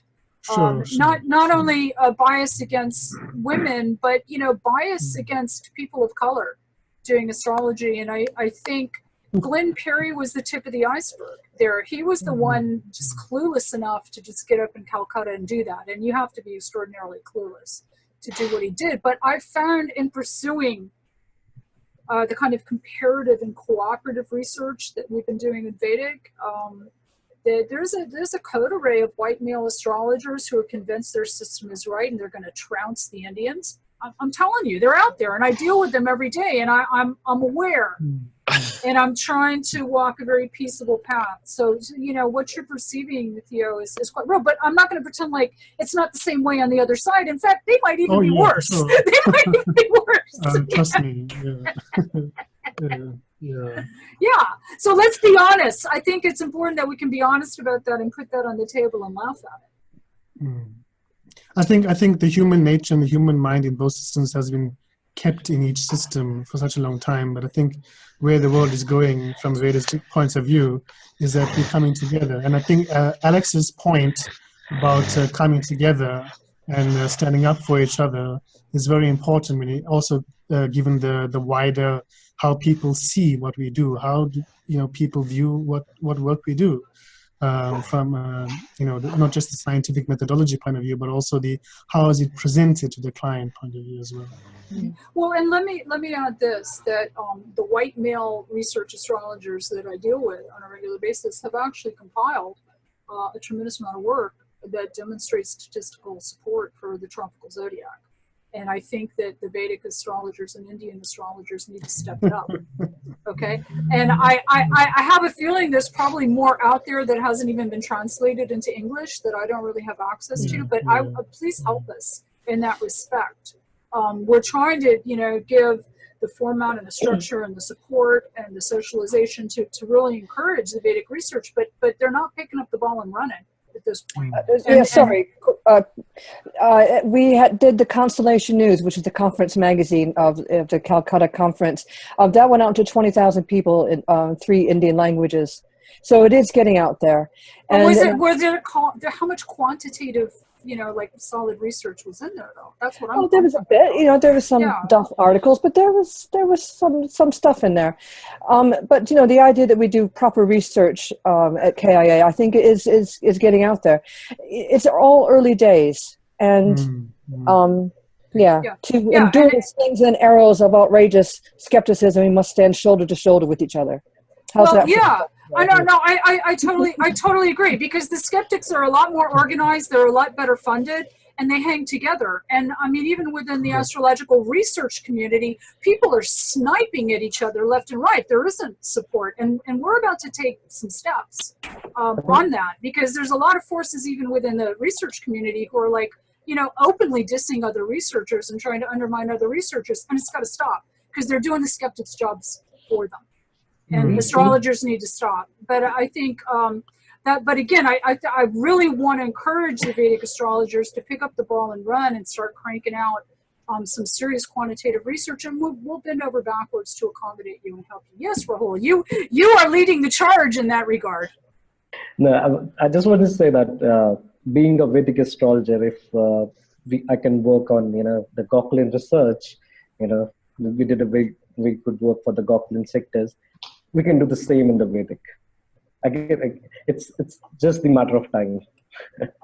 But yes, I think we just need to have our open minds towards it. That it should not be binded with the systems. It should be so open that, because it's one life, and whatever system we do, it should have the impact. Absolutely. Yeah, and I've been working pretty closely with Rahul for, I don't know, a year and a half or so now. And I mean, he was so hardcore Vedic when I met him, but I mean, he's done research now in the Gokulan sectors, and he just rolls with it. Whatever it is, he rolls with it. And I appreciate that commitment to truth. I know what he wants to believe. He's really clear about that too, but he rolls with the truth, and that's what it takes. Well, good.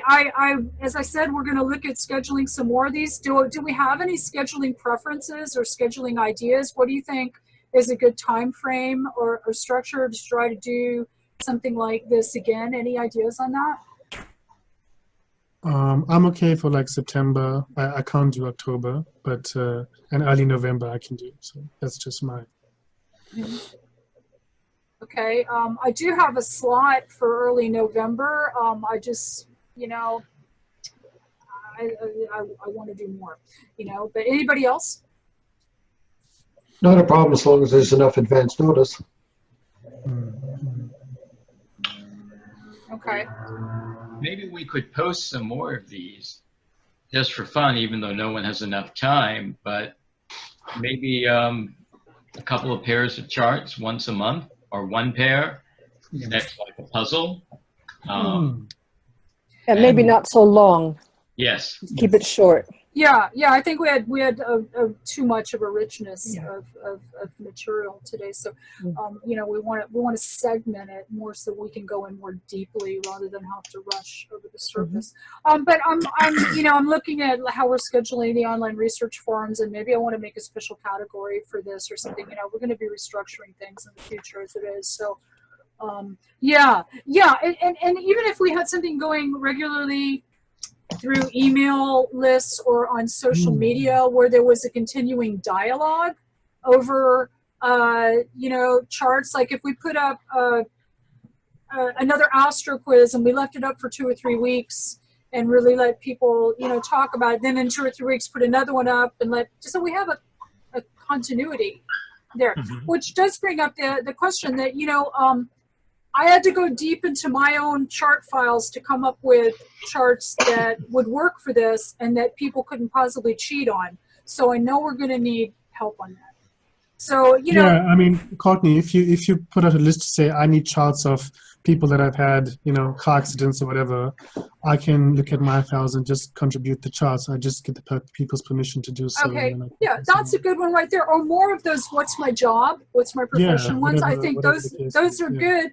I kind of like keeping it with 2 charts. Once you bring 3 or 4, you know, people get confused already. So if we're, you know, comparing 2, that's good. But yeah, a car accident is good. We have to frame the right question. Are we asking when did they have a car accident? But as you said, maybe successful marriage versus broken marriage. Maybe you could also do specific health conditions like kidney that's a good transplant one. or whatever. That's serious illness. Serious, that's a really good one. You know, because frankly, if you look at terms of marketplace, medical astrology is going to be like hot, hot, hot. That's such a huge market. All the baby boomers are getting old and they're all getting sick. And it's just, that's driving the economy here. And they're all coming as clients, so they're driving my economy too. Right.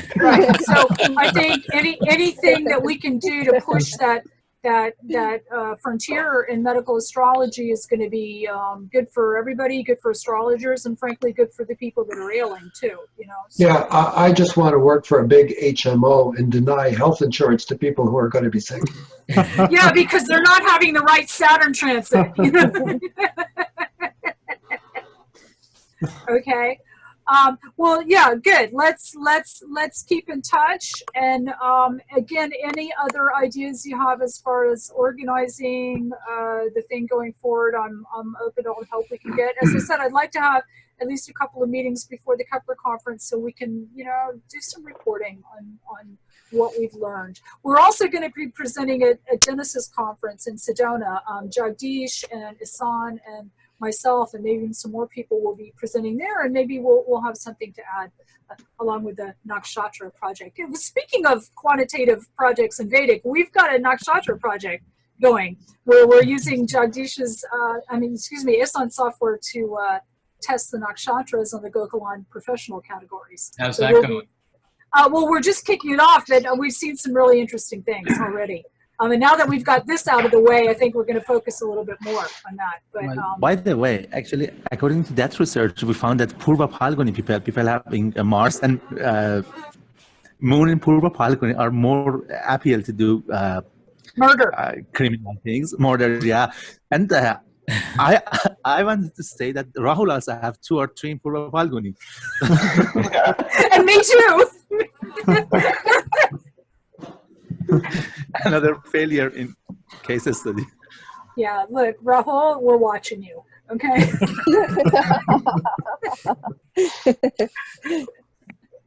Yeah.